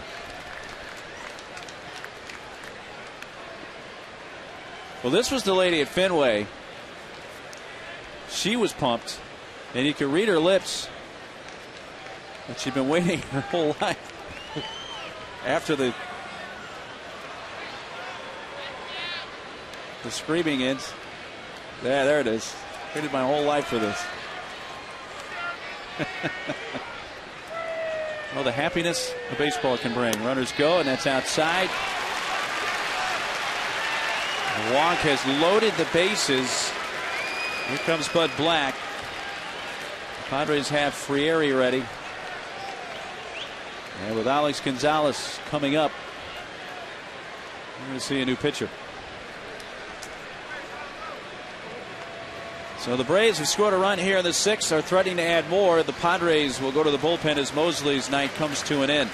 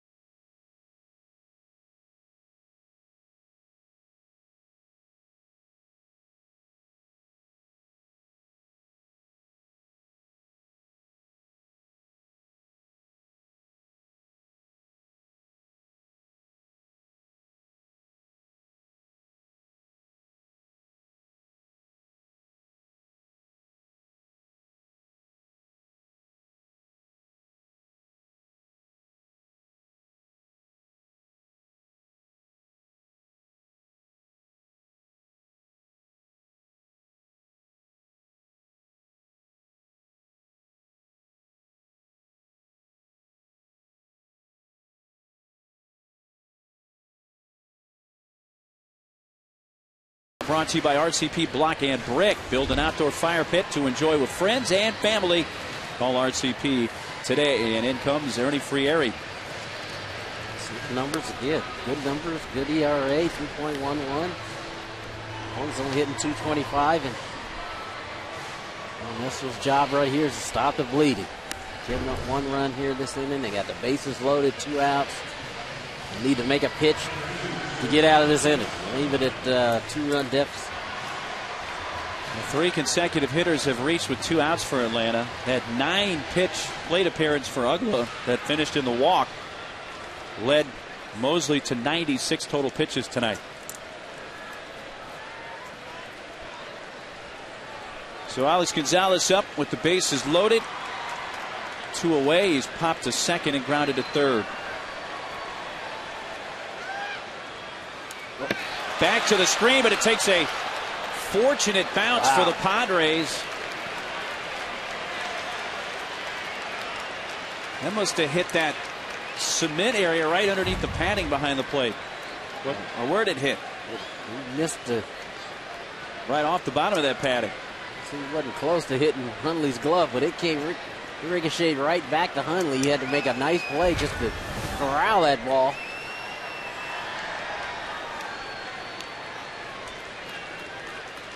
It acted like it hit cement. It came right back. It did. May have hit one of the support posts behind home plate. A little bit low, 2-0.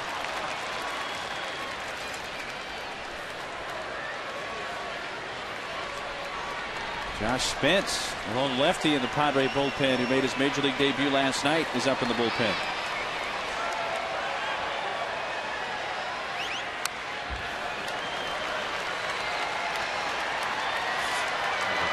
ahead in the count 2-0. He's taking his shot. Got a fastball right down the middle. Out it straight back. As a hitter, that's where you want it, right there. He was being aggressive with it, but fouled it straight back.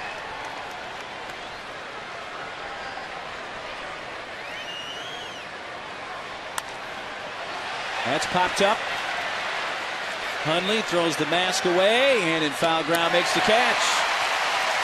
So Frieri comes in, inherits bases loaded for Mosley and leaves him loaded. The Braves settle for one in the sixth. We'll go to the bottom half. 3-1 Atlanta. Nice catch.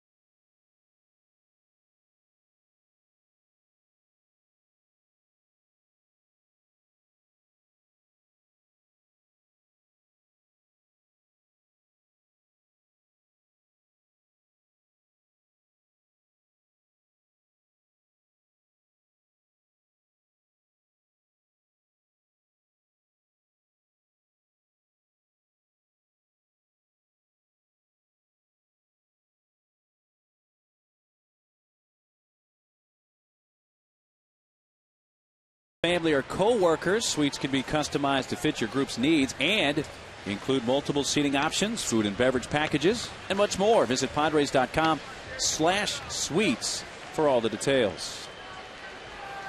Mark Neely with Tony Gwynn and our Channel 4 crew from Petco Park. We're into the home half of the sixth. Atlanta leading 3-1.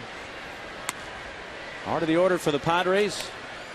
Bartlett leading off, and there's Stauffer on the right, who pitched a gem last night and getting the win. And not bad for Dustin, though he does give up 3, and he's on the hook right now.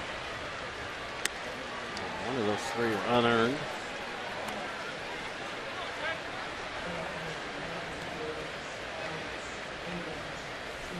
Both kind of attacked him, like the Atlanta Braves the same way. Yeah, he and Jurgens, not necessarily mirror images today, but pretty close. Yeah. With their arsenal.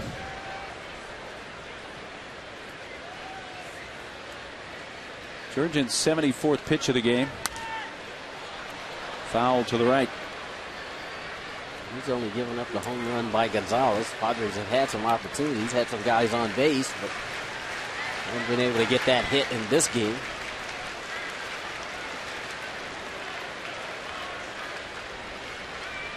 Only 2 Padre hits, a Ludwig leadoff single in the second, and an Alberto Gonzalez leadoff homer in the third.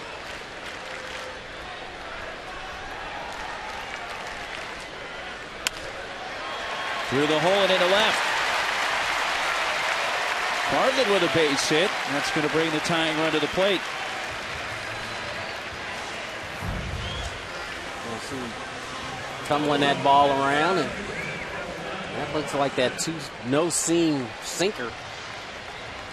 Kind of got it up a little bit, and Bartlett stayed with it and banged it into left field for a base hit. Padres put the leadoff hitter on base for the 4th time.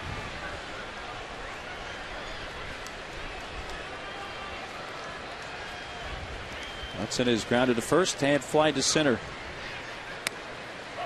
1-1. Still haven't seen Jurgens air out that fastball to 93, 94. Haven't been 88, 89. You know, he's pitched successfully, you know, not having to throw it that hard. He's changed speeds on his fastball and kept the Padre hitters off balance. Didn't get that low pitch there, just out of the zone.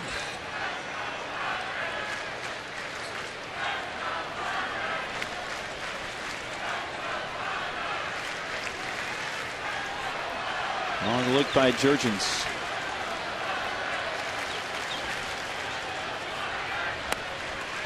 Low, 2-1.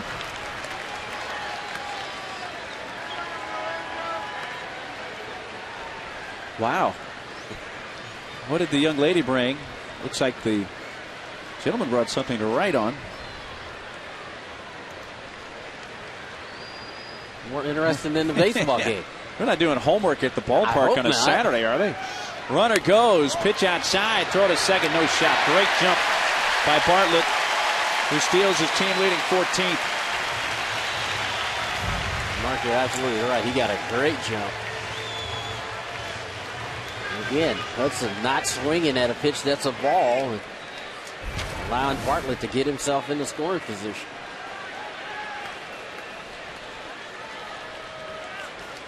Is that the iPad type deal? It's ball 4. Boy, that's 4 walks allowed today by Jurgens, who had allowed only 18 all season coming in. That bullpen is starting to get active now for Atlanta. Here comes Roger McDowell, pitching coach. But you're just not used to seeing Jurgens not command the ball like he has tonight. 4 walks. You just don't see that very often from him. Well, he had not walked, as we see the bullpen, Proctor up. He had not walked more than 2 in any outing until 2 starts ago. He actually walked 5 and 5 1/3 against the Mets June 14th.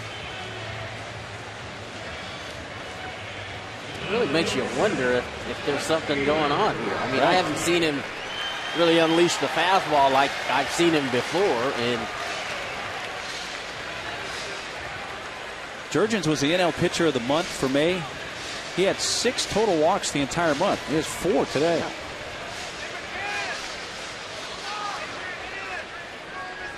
And the Padres have the tying runs on. Nobody out for cleanup hitter Ryan Ludwig.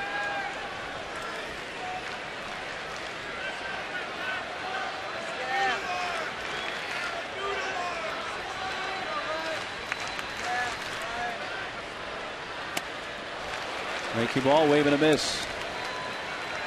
And kept that first pitch slider off that outside edge. Not going to make it. Yeah, doesn't want to make a mistake middle in.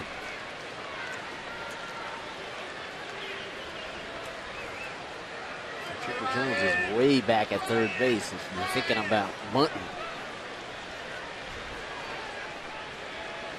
That would be a surprise right here. Strike. Ludwig has singled and fly to right. Ludwig didn't like this call either. You see it's in. Pitch track has it in off the plate.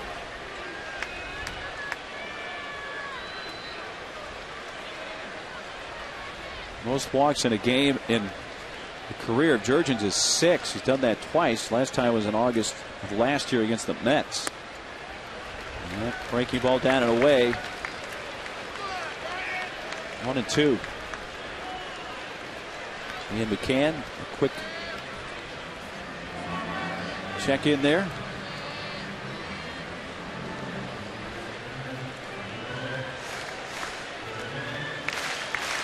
Two on, nobody out in the San Diego 6th. Atlanta leading 3-1.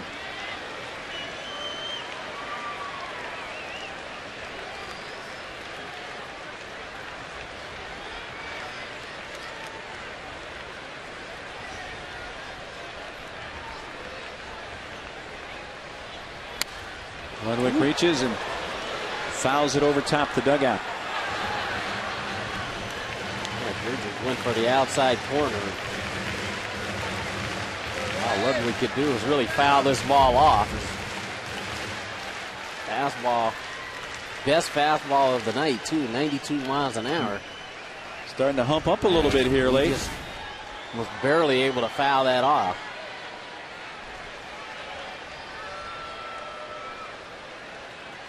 Is this the type of game situation that Jurgens has been saving that little extra fastball for?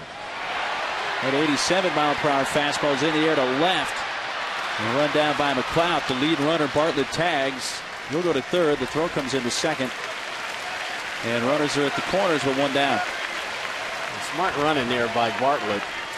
The ball went into left center field, and he was late getting back to second base, but because McLeod was going away from where he was throwing it, he was still able to pick up 90 feet. You see him getting back to second base late because he wasn't sure if that ball was going to fall in or be caught. And he got back to second late, but still able to get to third base. And McLeod made a smart play throwing it to second because Orlando Hudson was tagging too. And if that ball would have gone to third base, they both would have been in scoring position. So good base running, good defense. Rizzo's only official at bat came in the fourth when he flied to left. He walked in the second.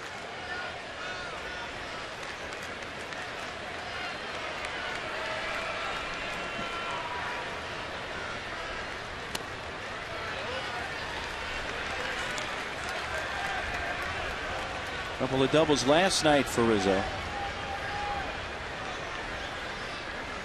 Playing in his 15th major league game, batting with runners at the corners, one out, down by 2 in the 6th.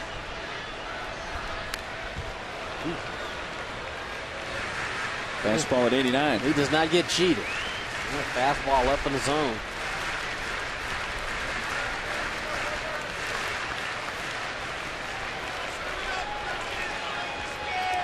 Hudson will try to get a jump and maybe get himself in the scoring position too. Jurgens thinking along. Thinking the same thing. Dave Roberts is sure standing at first base. Good idea about his move to first.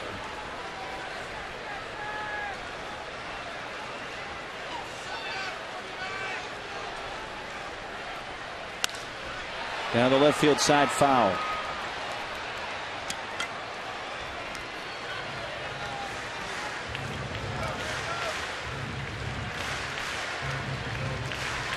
Well, not every at bat has been this way on both sides, but it seems like, Tony, for the most part, both pitchers have gotten ahead of hitters, trying to put them away, but the count has still gone deep. Hitters showing patience and not really chasing stuff out of the zone. Pitchers having to bear down and make a pitch. And Jurgens makes one there, 91 at the knees, 2 outs.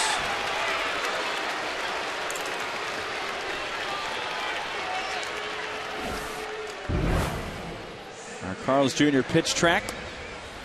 Fastball away. Fastball up in the zone. Another fastball in the outside corner.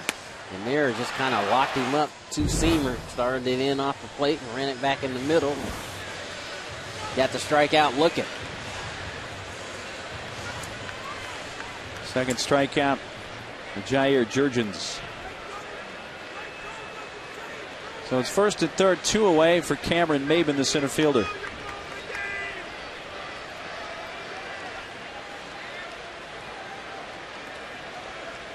Evans grounded into a double play and walked. He's also stolen a base.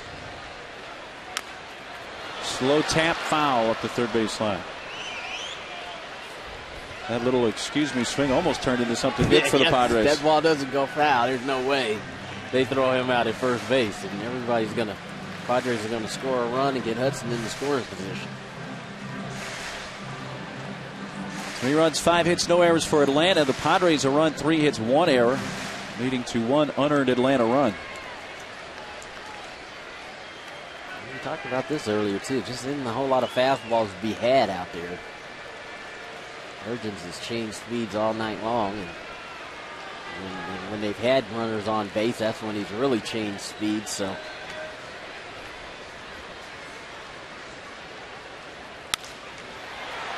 in the air to shallow right, Hayward comes in. And the Padres At 2 on, nobody out. Do not score. They leave 2 and have now stranded 5. We have finished 6 at Petco Park.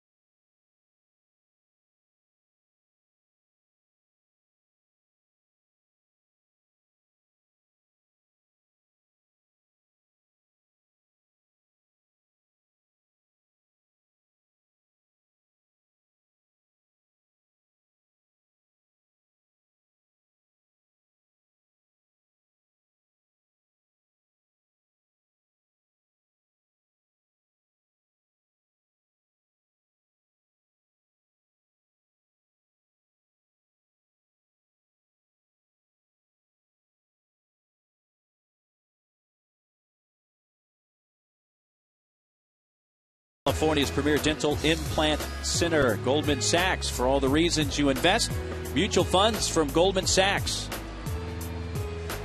And by Hughes Marino, because where you do business matters. We head into the top of the 7th. Frieri, who came on with the bases loaded, 2 outs in the last inning and stranded on 3, back to the mound to begin the 7th with the 8-9 and 1 hitters up for Atlanta.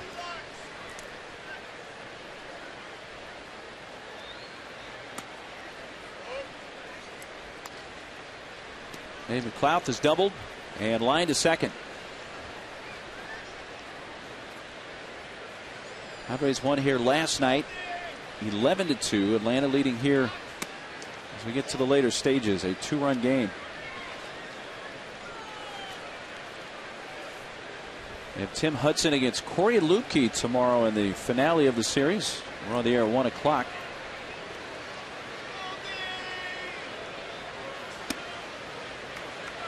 Three and 0.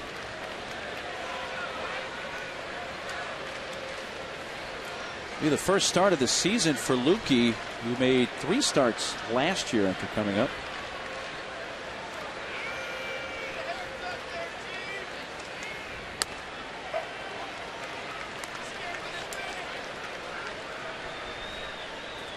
Pitcher spot due up next. And switch hitting Brooks Conrad. He's coming to the on deck circle.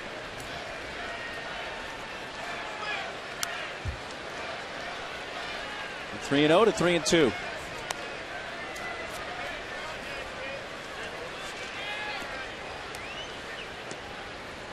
Five and 2/3 innings for the Padres starter. Dustin Mosley allowed 3 runs, 2 earned on 5 hits. Lost him. Leadoff walk to McLeod.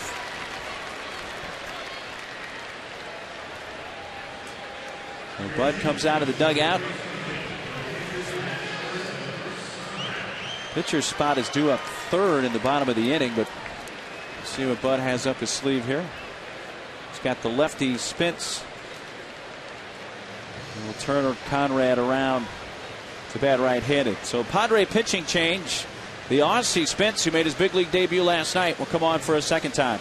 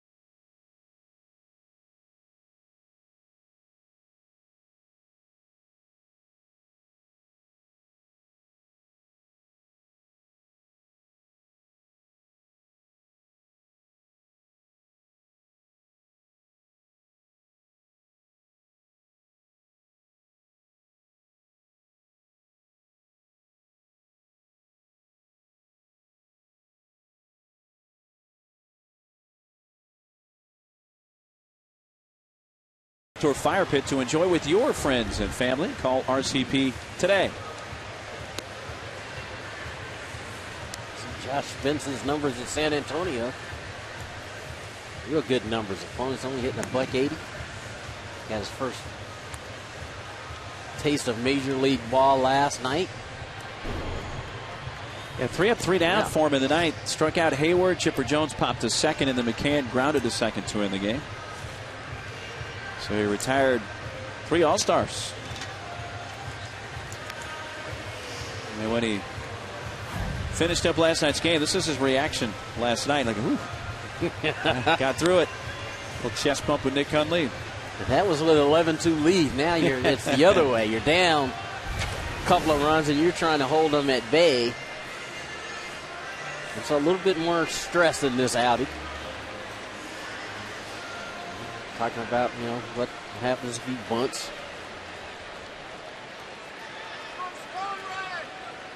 Brooks Conrad batting for Jair Jurgens. So the Atlanta starters finished after 6 innings. Native of San Diego, Brooks Conrad.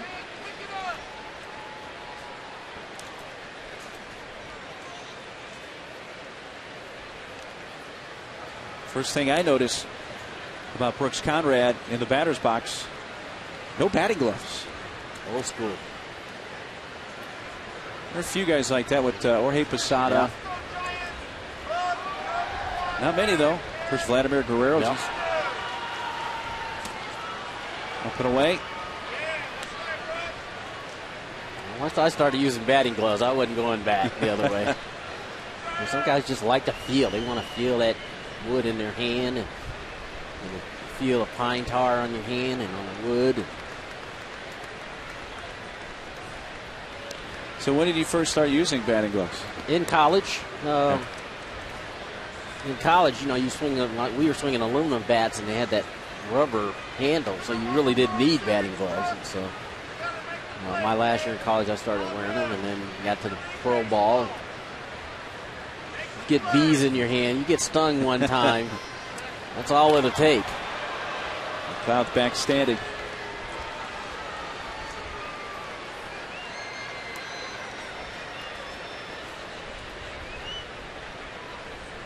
You see the majority of guys have some sort of glove on.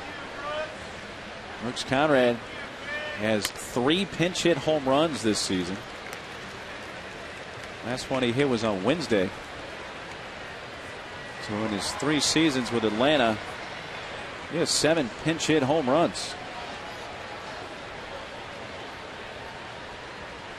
It's tied with Joe Adcock for the franchise's all-time lead. 2-1.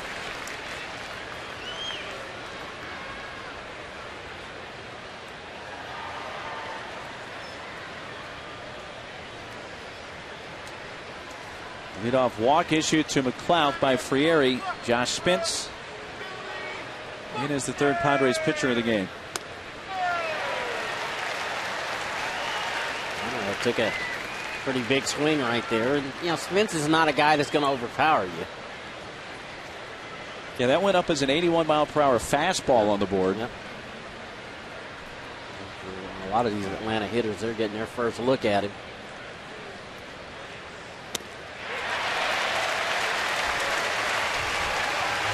So the strikeout of the pinch hitter Conrad. This was a 72-mile-per-hour slider. You could see how his hand opened up after he let that go. Conrad way out in front. Second career strikeout for Spence, who fanned Jason Hayward. Hayward was the first major league hitter that Spence faced last night. Schaefer hit one hard his last time up, but to the first baseman Rizzo.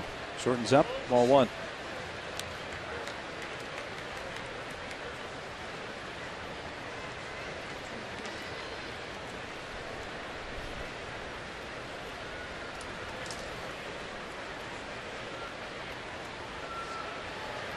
Not a very big lead by McLeod at first. Inches out a little more and draws the throw and gets back easily.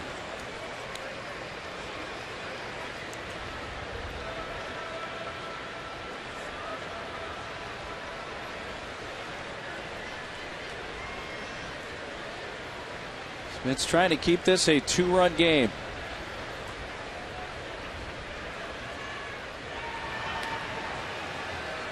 Keeping a very close eye on McLouth. He's stolen 2 bases this year and been caught twice. Probably a good idea too. You don't want to get into a set pattern out there, and you just squaring. Schaefer takes a strike.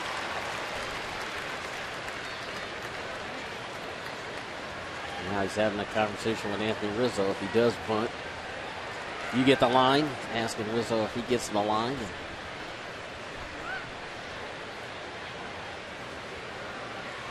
Gonzalez creeps in at third, and it's cued foul.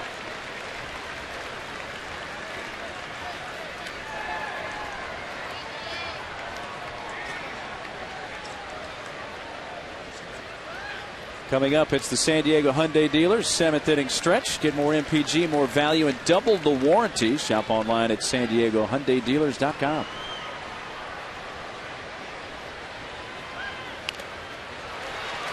Foul hit the dirt, came up and got Headley, or Hundley, I should say.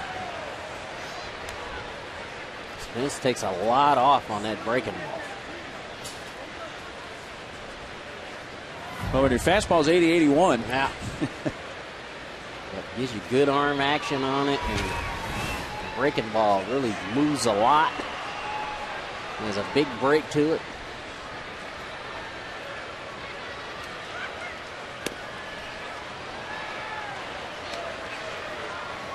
So giving him a couple different looks, arm angle wise. Changed his arm angle. And that's why lefties are usually classified as crafty.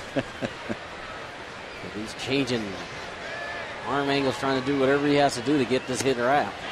Good pitch there, and gets Schaefer looking. Back-to-back Ks for Spence. A little 85 mile per hour fastball on the outside corner. That's humping up for him.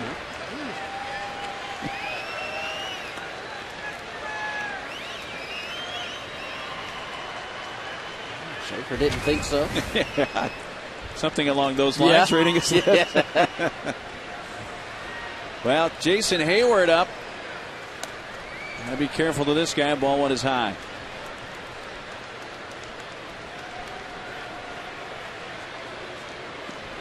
This is the thing I think in today's game that's got to be a little bit harder for hitters to handle, because so many guys throw 95 or harder. And when you get that guy that's not overpowering, who can, fastballs in the mid 80s with breaking ball, changeup, stuffs, where they're really taking a lot off. Timing wise, it's just got to be really hard to handle a guy like this. Where in our era, it wasn't as difficult, I don't believe. To left center, Ludwig curls to his left and makes the catch. Josh Spence has not allowed a base runner in his 2 innings of Major League work. Time to stretch at Petco.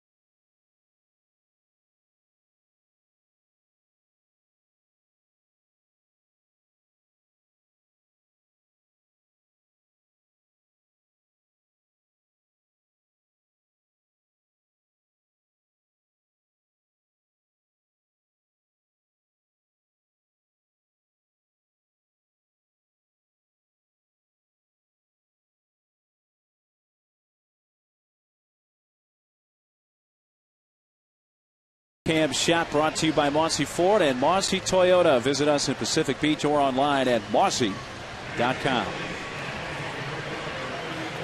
Left-hander Eric O'Flaherty takes over on the mound for Atlanta. See the numbers, good ERA. Opponent's only hitting 230. And their bullpen, Atlanta Braves bullpen, they've got some really good arms down there. Flaherty is thrown really well.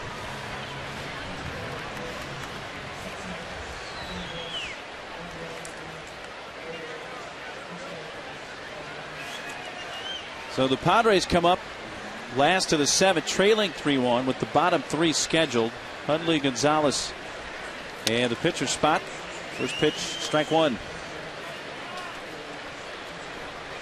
6 innings for the starter, Jurgens. He allowed just 1 run on 3 hits. He uncharacteristically walked 4. Yep. So the numbers certainly not bad for Jurgens, with the exception of the walk total, but we never really saw him consistently just hump up on that fastball. Well, he didn't have to, and that's when sometimes certain clubs you don't have to. You can change speeds and not really have to air it out. His best fastball tonight was 92. And sometimes it's like that. His bottom line, he went 6 innings. He only gave up 1 run. Yeah, he walked 4, but it didn't hurt him. There's 1-2 to Hundley, is down and in. Nick 0 for 1. He's grounded to short and also walked. Padres have never led in this game. Trailed 1-0, 2-0, 2-1, now 3-1 in the 7th. Outside from Eric O'Flaherty.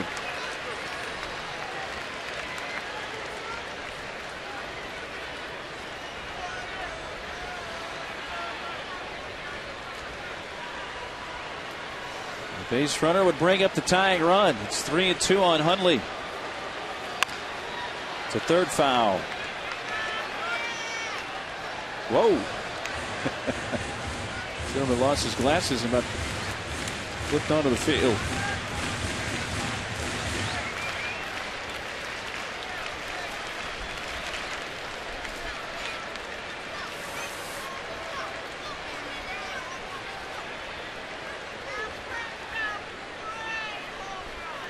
Three-two pitch. Slowly right side. Charged by Uglu. Bare hands, throws, and it gets by.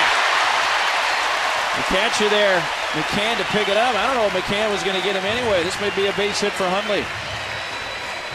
Just on degree of difficulty. I think they're going to give him a hit on this. Gets this right off the end. Uglu makes a nice play with the bare hand, but can't get the ball on target to Freddie Freeman. Hundley's going to get a base hit. That's the 4th Padres hit of the game.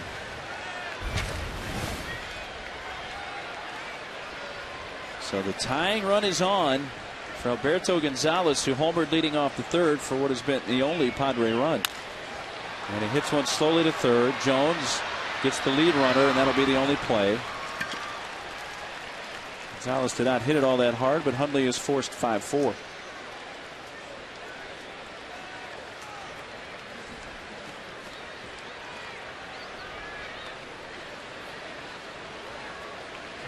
The pitcher spot 2 up, and Jesus Guzman will be the pinch hitter. Guzman last night pinch hit in the 7th and hit a 2-run homer. Yeah, just like Gonzalez last night. That last at bat, he tried to jump on the first pitch. He didn't throw Gonzalez a fastball. He comes right at Guzman with a fastball.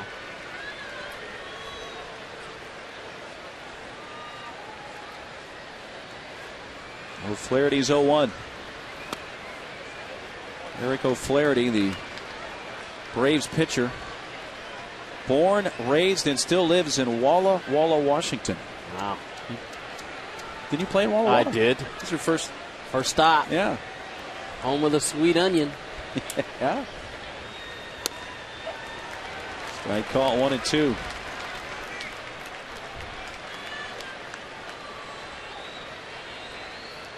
Well, Flaherty, whose big league career began with the Mariners, got off to a rough start in 08 with Seattle. He got put on waivers, and Atlanta claimed him, and he's been busy in their bullpen the last few years. He buries it, McCann grabs it. It's amazing to me how the Braves just always seem to find pitching. Yeah, they always have pitching. Whether they draft and develop it or make trades or pick up guys off waivers, and they always seem to come up with pitching.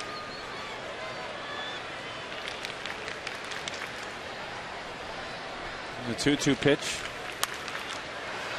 Fouled out of play right side. The Braves came into play last night with the lowest ERA in the majors at 3.03, but after last night with the Padres scoring 11, 9 were earned. The Atlanta team ERA jumped up to 3.09 coming into tonight, which dropped them below the Phillies. So the Phillies have the lowest ERA at 3.06 going into play today, and the Braves at 3.09. And Roger McDowell, their pitching coach, big part of that. That's outside and a full count. When this year started, I think most people would have thought Philly would be right up there near the top, but I don't think they thought the Braves would. And again, we're talking about a team that's not clicking on all cylinders on the offensive end. Low liner. Caught. Double play. Well, whichever way it goes, Gonzalez right at the shoe tops. The out call came from Brian Runge. And a win around the horn. They get 2 to end the inning.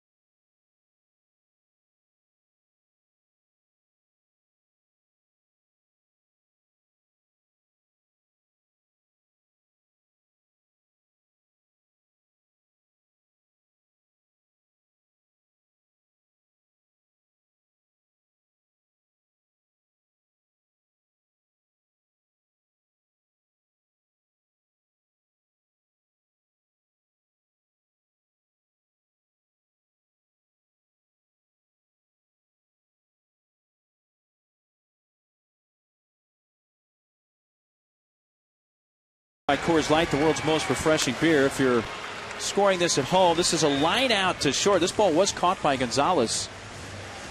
So Guzman lines out to short, and they wind up doubling Alberto Gonzalez off first, 6-4-3. So that's the way the double play goes. Gonzalez directs some traffic there. Chad Qualls takes over on the mound for San Diego. See the numbers, 4-3, 2.43 ERA. Chad Qualls, he is the turbo sinker. Good hard sinker, good hard slider. This game moves into the 8th, 3-1 Atlanta. And leading off is Chipper Jones.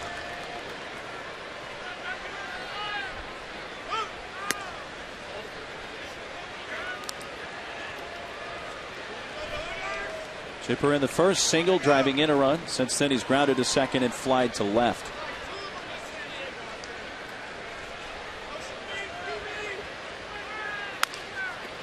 It's that softly to third. Gonzalez throws him out.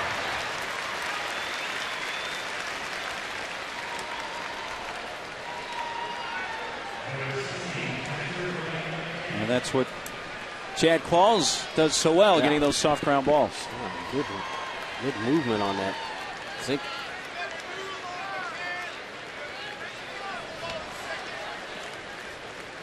at that last sinker. Look at this ball run. And that ball's up in the zone. Looked like it started right near the sweet spot and wound up right on the end of the bat. Right on the end. Base is empty for Brian McCann. He's walked intentionally his last time. He drops down a bunt. Qualls sliding, gets up and doesn't have a play. Well, McCann bunting against that infield defense with the shift. And there's a bunt base hit. See, that's what you do when you haven't gotten a hit in a couple of games. You just say, uncle. And Qualls makes a nice stop on it. He just couldn't get up on his feet to make a throw. Not worried so much about location. If you just get it on the right side, get it on the right side and make somebody go a little bit of a distance, and you're going to get yourself a base hit. And you notice in that last shot, you never saw the third baseman Gonzalez come into the picture because he was shifted way over towards the middle. Most people will say, okay, that's fine. Look, you're going to just bunt and get on base. That's fine. We'll take that.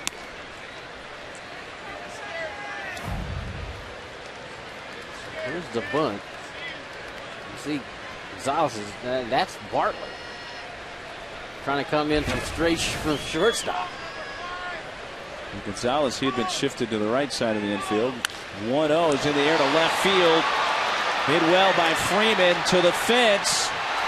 Off the wall. Ludwig throws in. To third base goes McCann, and Freeman has a double. He nearly hit one out to the opposite field. Well, Ludwig got back to the fence to make a play on this ball. Again, that sinker is up. Freeman does what you should do, is go the other way with it. And Ludwig knew that wall was coming up quick. See the ball hit the wall, ricochets off his leg.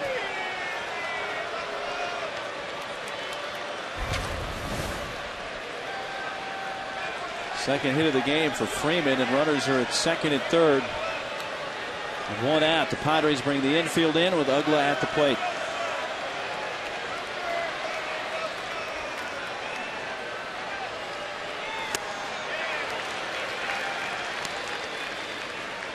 Because McCann doesn't run that well at third, Padres bring their infield in, but not all the way in. It's more like a halfway in. Especially up the middle, yeah. Up the middle, you see those guys are kind of back, a little bit back to give themselves a chance to take a couple of steps either way. Corners are up.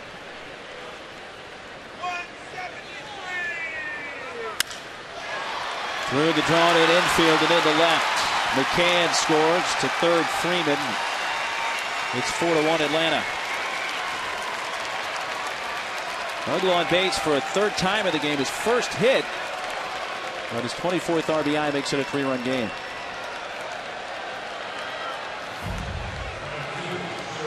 A little slider.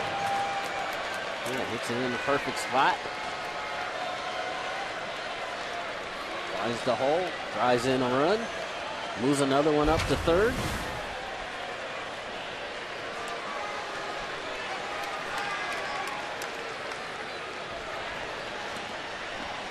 Infield a double plate up now. Up the middle as Gonzalez steps in.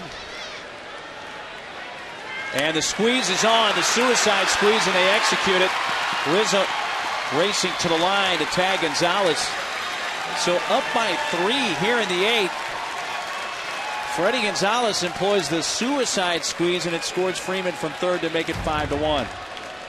Really a good play here. He gets the sinker up, and Gonzalez bunts it to first base. And if he didn't bunt it so hard, he might have gotten a base hit out of the deal. But he gets the job done. He drives in the run. Moves Ugla in the scoring position. Freeman scores. We get a 4-run lead. I'm not questioning the strategy, Tony, because it obviously worked. How many times do you see a team up 3 suicide squeeze fairly late in the game? Not very often. Yeah. Not very often, but what it tells you is that Gonzalez knows he's at the bottom end of his lineup here, and he wants to put runs on the board. They got opportunity to turn a tight game and blow it open a little bit. Hey, they're going to try to do that. Fouled away by McLouth.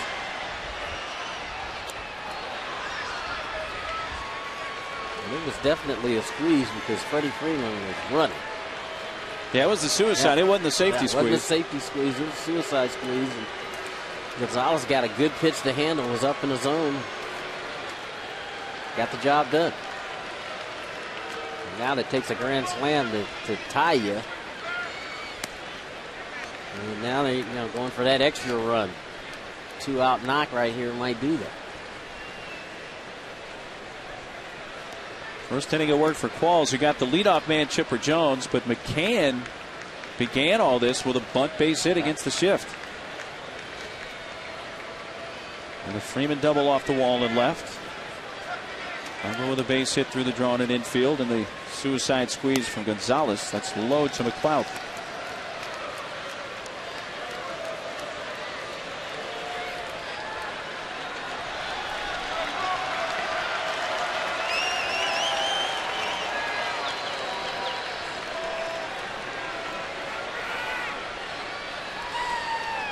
Ugla, the lone runner, he is at second with 2 outs and a 3-1 pitch. Broke in the bat, and Ludwig sees it drop fair and then bounce into the seats for a double. And that will allow Ugla to score to make it 6-1.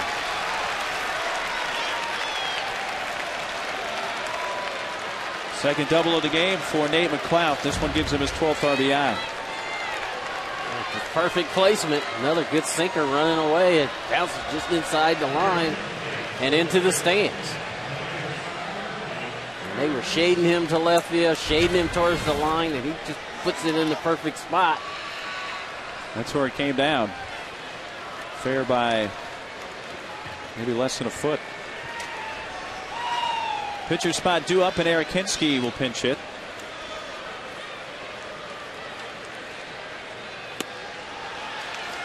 We're going to miss at the slider, 4 strike 1.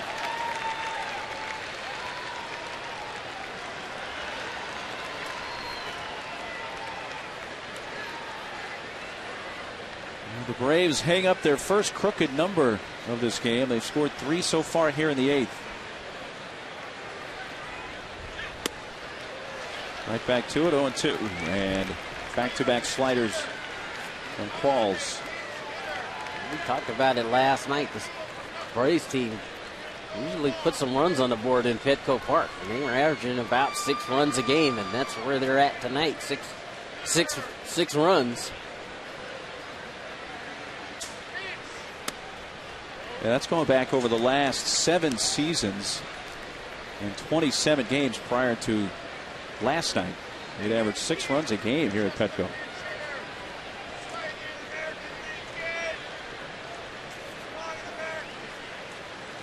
Hinsky pinch hitting.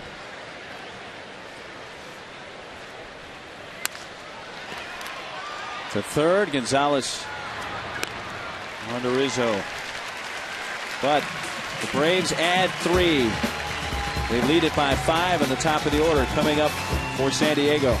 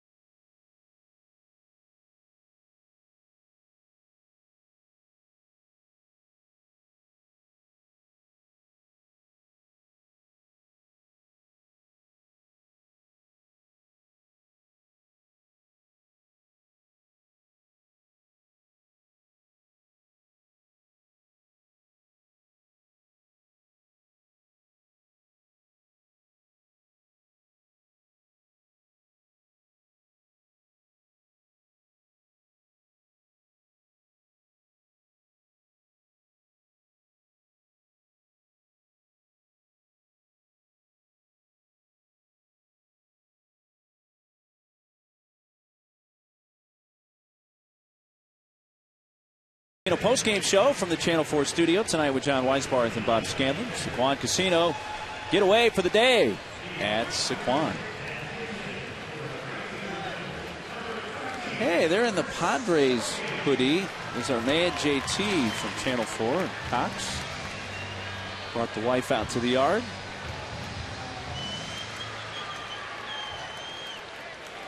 And we go into the bottom of the 8th. Johnny Venner's. Look at those numbers. 4-0, 0.57. Opponent's hitting a .53. Yeah, just good numbers all around. And this is 43rd appearance, which leads the National League.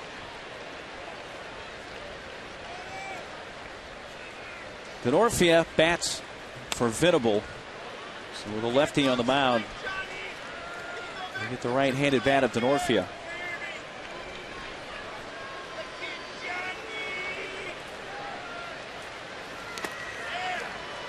.94 miles per hour, but it's 3-0. He's got a power arm, and he's done a little bit of everything. 3 saves, 15 holds. Fastball, slider. Well, Denorfia, who has been the most frequently used Padres pinch hitter this year, 6 for 18, draws a walk.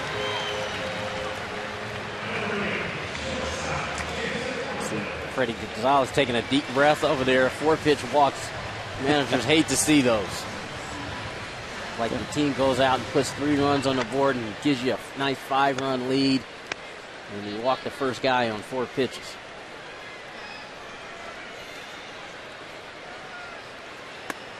Low to Bartlett, and Hender's yet to find the strike zone.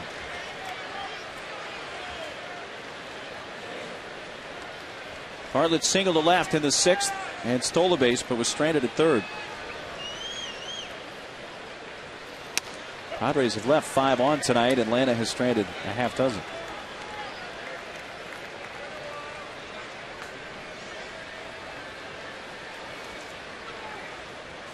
If the Braves hang on, it would make Jair Jurgens a 10-game winner.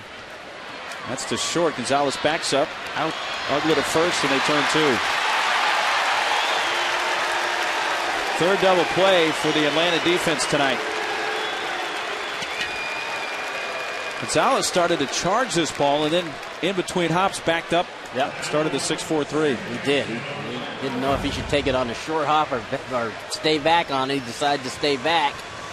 Quick flip. Ugly. He turned that baby over. He stretched by Freeman at first base.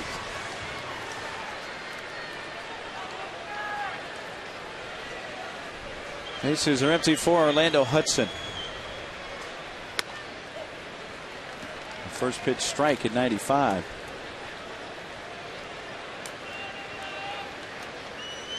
So Jurgens attempting to become a 10-game winner. There had been no 10-game winners in the major leagues until today. Justin Verlander won for Detroit, his 10th. CC Sabathia, a winner for the Yankees, so he won his 10th of the season today.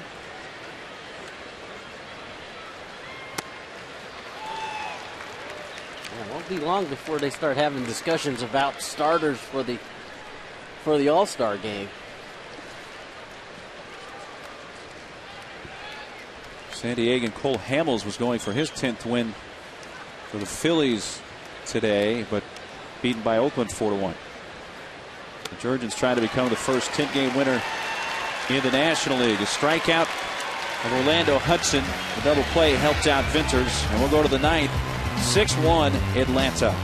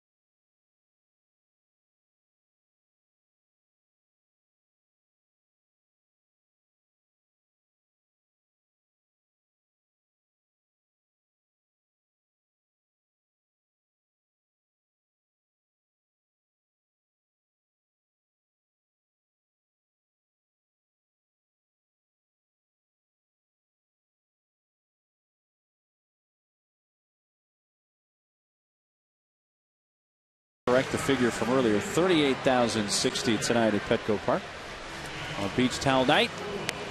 A couple of changes for the Padres, including on the mound, Evan Scribner. Give it a chance to get some work. 4.85 ERA. 13 innings. Going to face the top of the Atlanta Braves lineup. Scribner becomes the 5th Padres pitcher. Denorfia, who pinch hit in the last inning, stays in the game and goes into right field.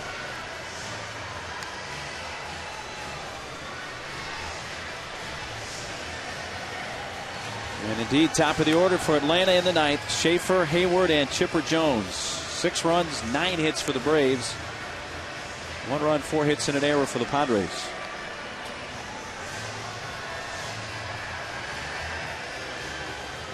Well, if the Padres are unable to rally tonight, that would set up the rubber game of the 3-game series tomorrow. Our airtime at 1 o'clock. Tim Hudson will go against lefty Corey Luebke. And then the Kansas City Royals come to town for more interleague play.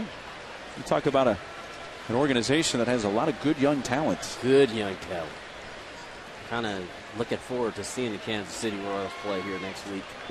So make sure you come out and see Mike Moustakas, their 3rd baseman, Eric Hosmer, their 1st baseman, rookies. They got a lot more too. They got a Yeah, lot more in that Gordon's organization. had a nice year. Yeah, you're right. Maybe a rebound year for him. That's up high, ball 1-2. Jordan Schaefer is 0 for 4 with a couple of strikeouts. Best ball he hit tonight was in the 6th. He lined out to Anthony Rizzo.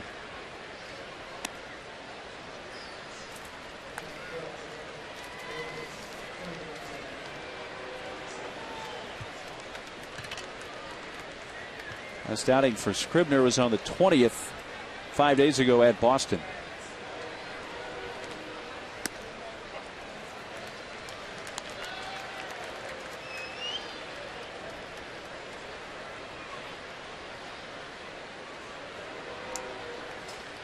They give Schaefer right center. He hits it to left center field. Long run for Ludwig and Maben, and it splits him and goes to the fence. Schaefer on his way to 3rd, and he is in standing up.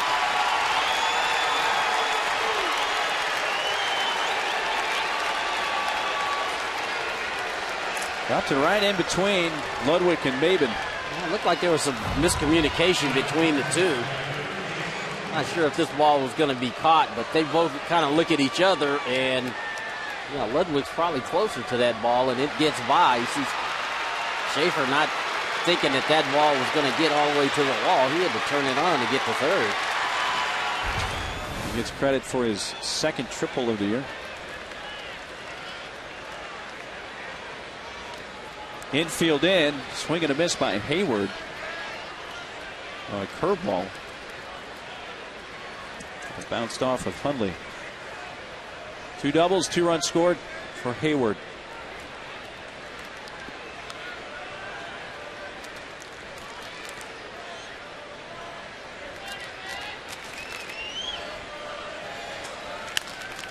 Down the left field side, slicing foul.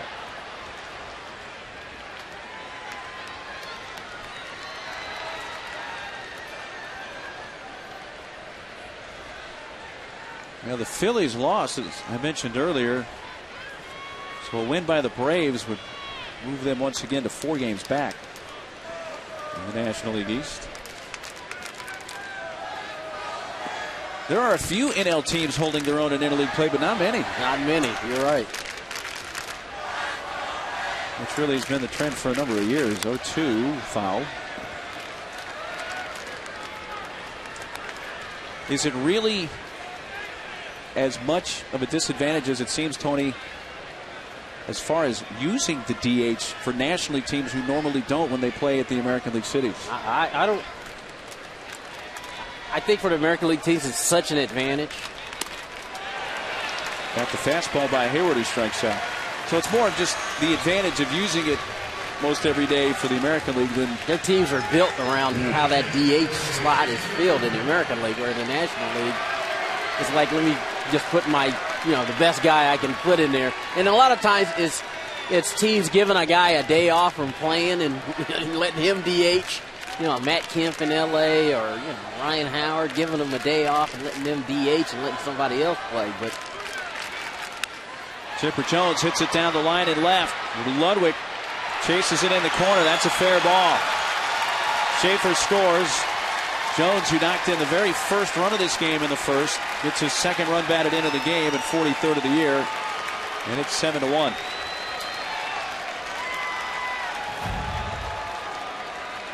That's a hanging breaking ball, and he just stays back on it and takes it the other way.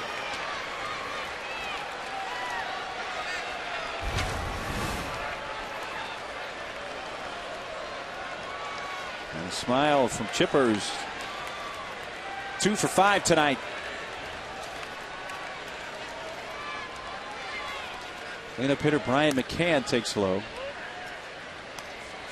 You know, on the flip side of that, what we were just speaking of, the interleague play, when we were in Boston, Terry Francona was talking about using Adrian Gonzalez in the outfield when they play at the National League cities and lose the DH and have Ortiz play at first. Well, in their first 2 games in Pittsburgh, he has not done that. Ortiz pinch hit last night, but did not start, and Adrian has been at first base. Now that's just... I would love to see that. Yeah, see Adrian play right. With Adrian in left field or right field. Oh, man. But it hasn't happened yet, though they've talked about it.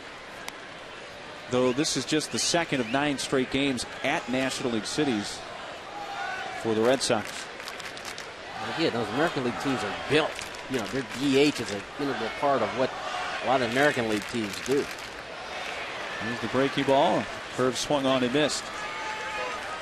And yeah, when they play National League teams at National League parks, there's some interesting things that they have to think about, because some of their better offensive guys are not going to. I mean, it used to happen all the time with Seattle. Edgar Martinez hardly ever got a chance to play in a National League park. Fouled back. If you're considering putting Adrian Gonzalez, a Gold Glove first baseman, in left field or right field, just so you can get Big Papi in the lineup, well, I would love to see that. I know Adrian's played some outfield in his younger days, but Adrian said he's okay with it and he would do it if sent there, but hasn't happened yet. That's how to play left side.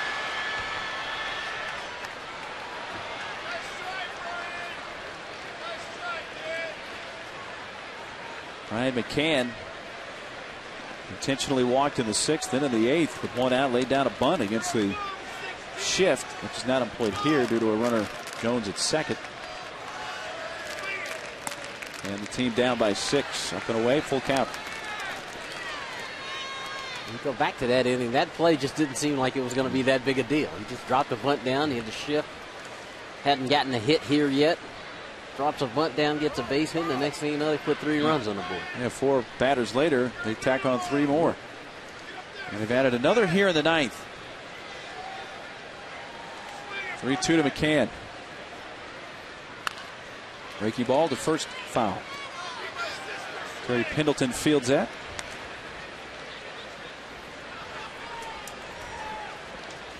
There's a Gold Glover. At third base. Notice he's not nowhere near that first base batter, the first base coaching box with McCann hitting. He's back up. Way down there, way down the line.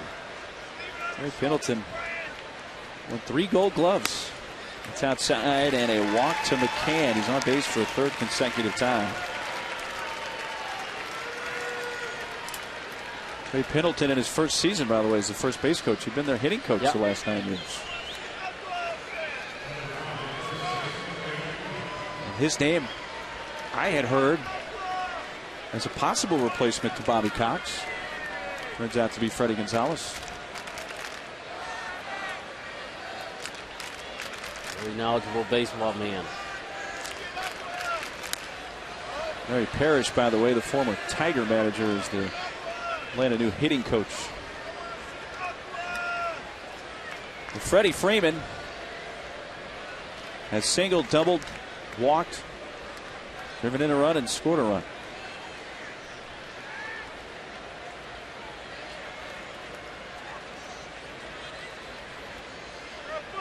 He nearly hit one out to the opposite field his last time up. Guides us to center, backing up Maben with the catch. Tagging is Jones. Throw towards third is cut off by Bartlett.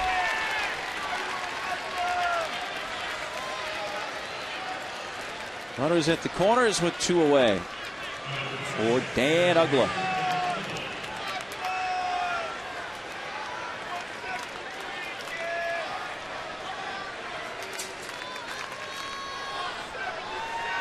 Ugla has scored twice, walked twice, singled once.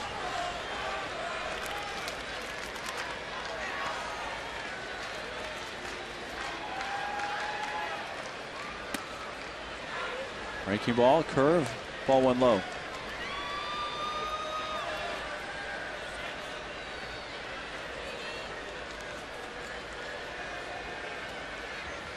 "11 Atlanta hits." Hayward has a couple of doubles. Freeman a couple of hits. McLeod a couple of doubles. Padres have 4 hits tonight. A single for Ludwig, singles for Hundley and Bartlett, and an Alberto Gonzalez home run for the lone run.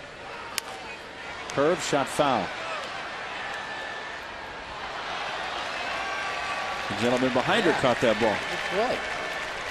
He had the height and the hands, and paid for it.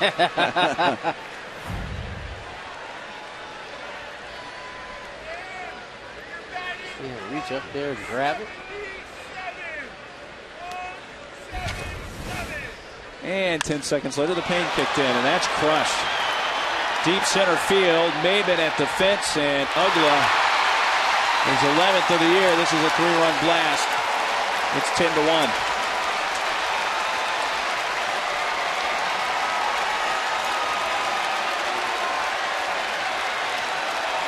Well, I guess silver lining is Ugla hits it out when it's a 7-1 game instead of a 2-1 game, but he hit that ball well to center.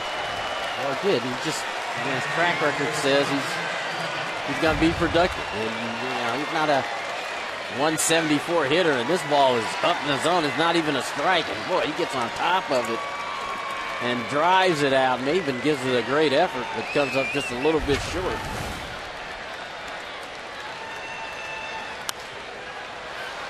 Gonzalez pops it foul back. That'll twist into the seats.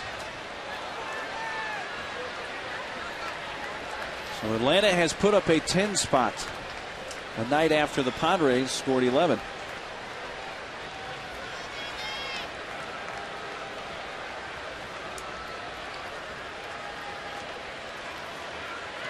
Alex Gonzalez, a suicide squeeze bunt, his last plate appearance. Curve inside. Now, it's going to be interesting about a month from now and see if Ugla kind of gets things going and if he goes back to tonight, because he's had some good ABs tonight, even though he only has 2 hits. But he's walked twice. He's walked twice. He's seen a lot of pitches. Weren't chasing a lot of things out of the zone. And like I said, that last fastball he got wasn't a strike, but boy, he got on top of it and drove it out.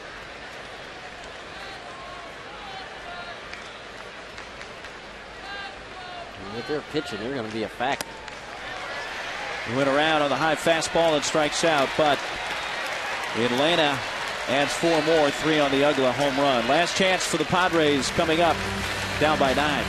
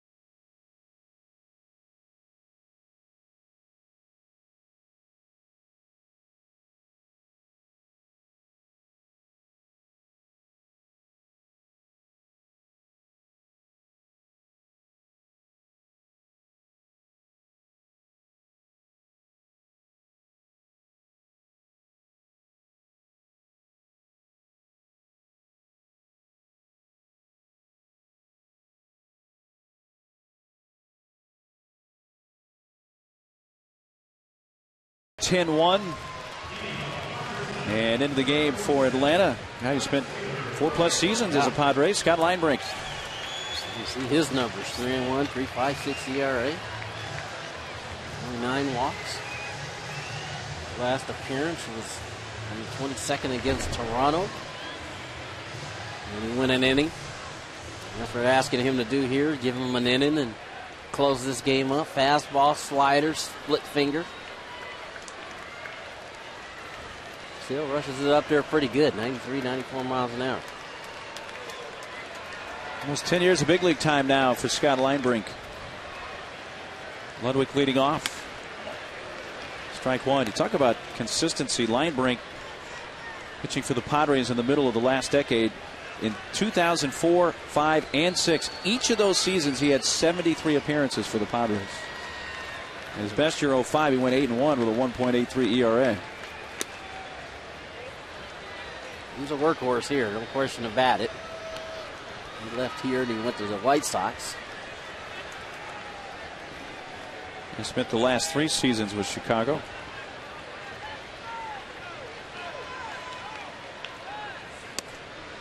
Inside to Ludwig, who has singled in 3 trips.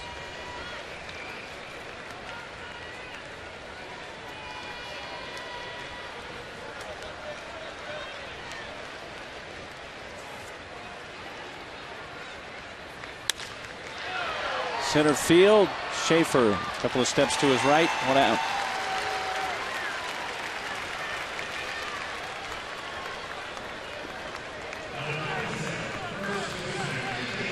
Well, it looks like we have a rubber game of this series tomorrow. 1 o'clock airtime. Tim Hudson for Atlanta and Corey Lukey for the Padres.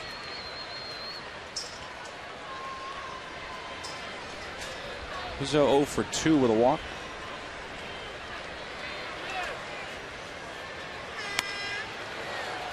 Big rip at the 94-mile-per-hour fastball. There's Corey in the hoodie there in the middle, who will get the start tomorrow, his first start of the year. By the way, you see Luke Gregerson there at the bottom of your picture. He threw on the side today and is coming along well. Still a little ways away, but as Buddy likes to say, gaining on it. Be nice to get Luke back in the bullpen. He's taken some time, by the way, to experiment with the facial hair. He's rehabbing at the same place I'm rehabbing. And a strikeout of Rizzo, 2 outs. Doing my back rehab. He's doing his rehab for. And I was doing my exercises, and he rolled in, and until he heard my voice, he didn't know it was me. Yeah. And he finally came over and said hello. See, Linebrink's not messing around. He got this big 9-run lead. He's coming right after guys.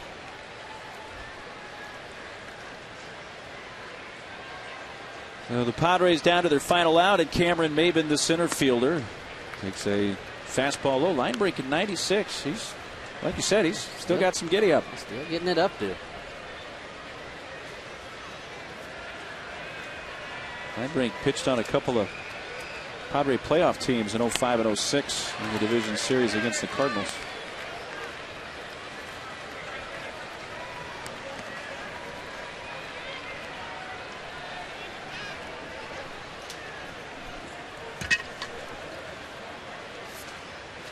One pitch to Cameron Maben.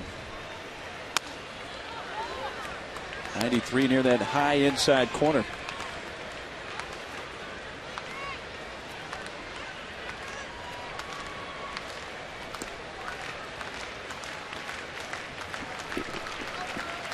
Cameron is rolled into a double play, walked and fly to right. Making ball low. We've had 2 similar games in this series, Tony. Midway through, looked like the pitcher's duel we expected, and Padres blew it open late last night. It's the Braves who do the same here tonight. Yep. Broken bat. Look out, Chipper. That ball is foul. And that was a dangerous projectile headed right towards Chipper Jones, who appropriately was more concerned about that bat than the ball that was going down the left field line. I don't much blame him either. I mean, See him start out thinking about trying to get the ball and see that barrel come flying at him.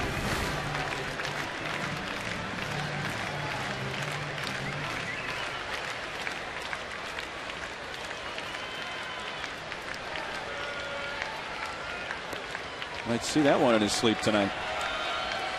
Fortunately, able to elude it. Now 3-2 to Maben. And a bouncy ball to short. Gonzalez. And the Braves win it. Now final to 10-1. So Jair Jurgens does indeed become the first 10-game winner in the National League. Braves blew it open late. We'll have the rubber game tomorrow at 1 o'clock. We have a timeout coming your way, and we will return to wrap it up after this.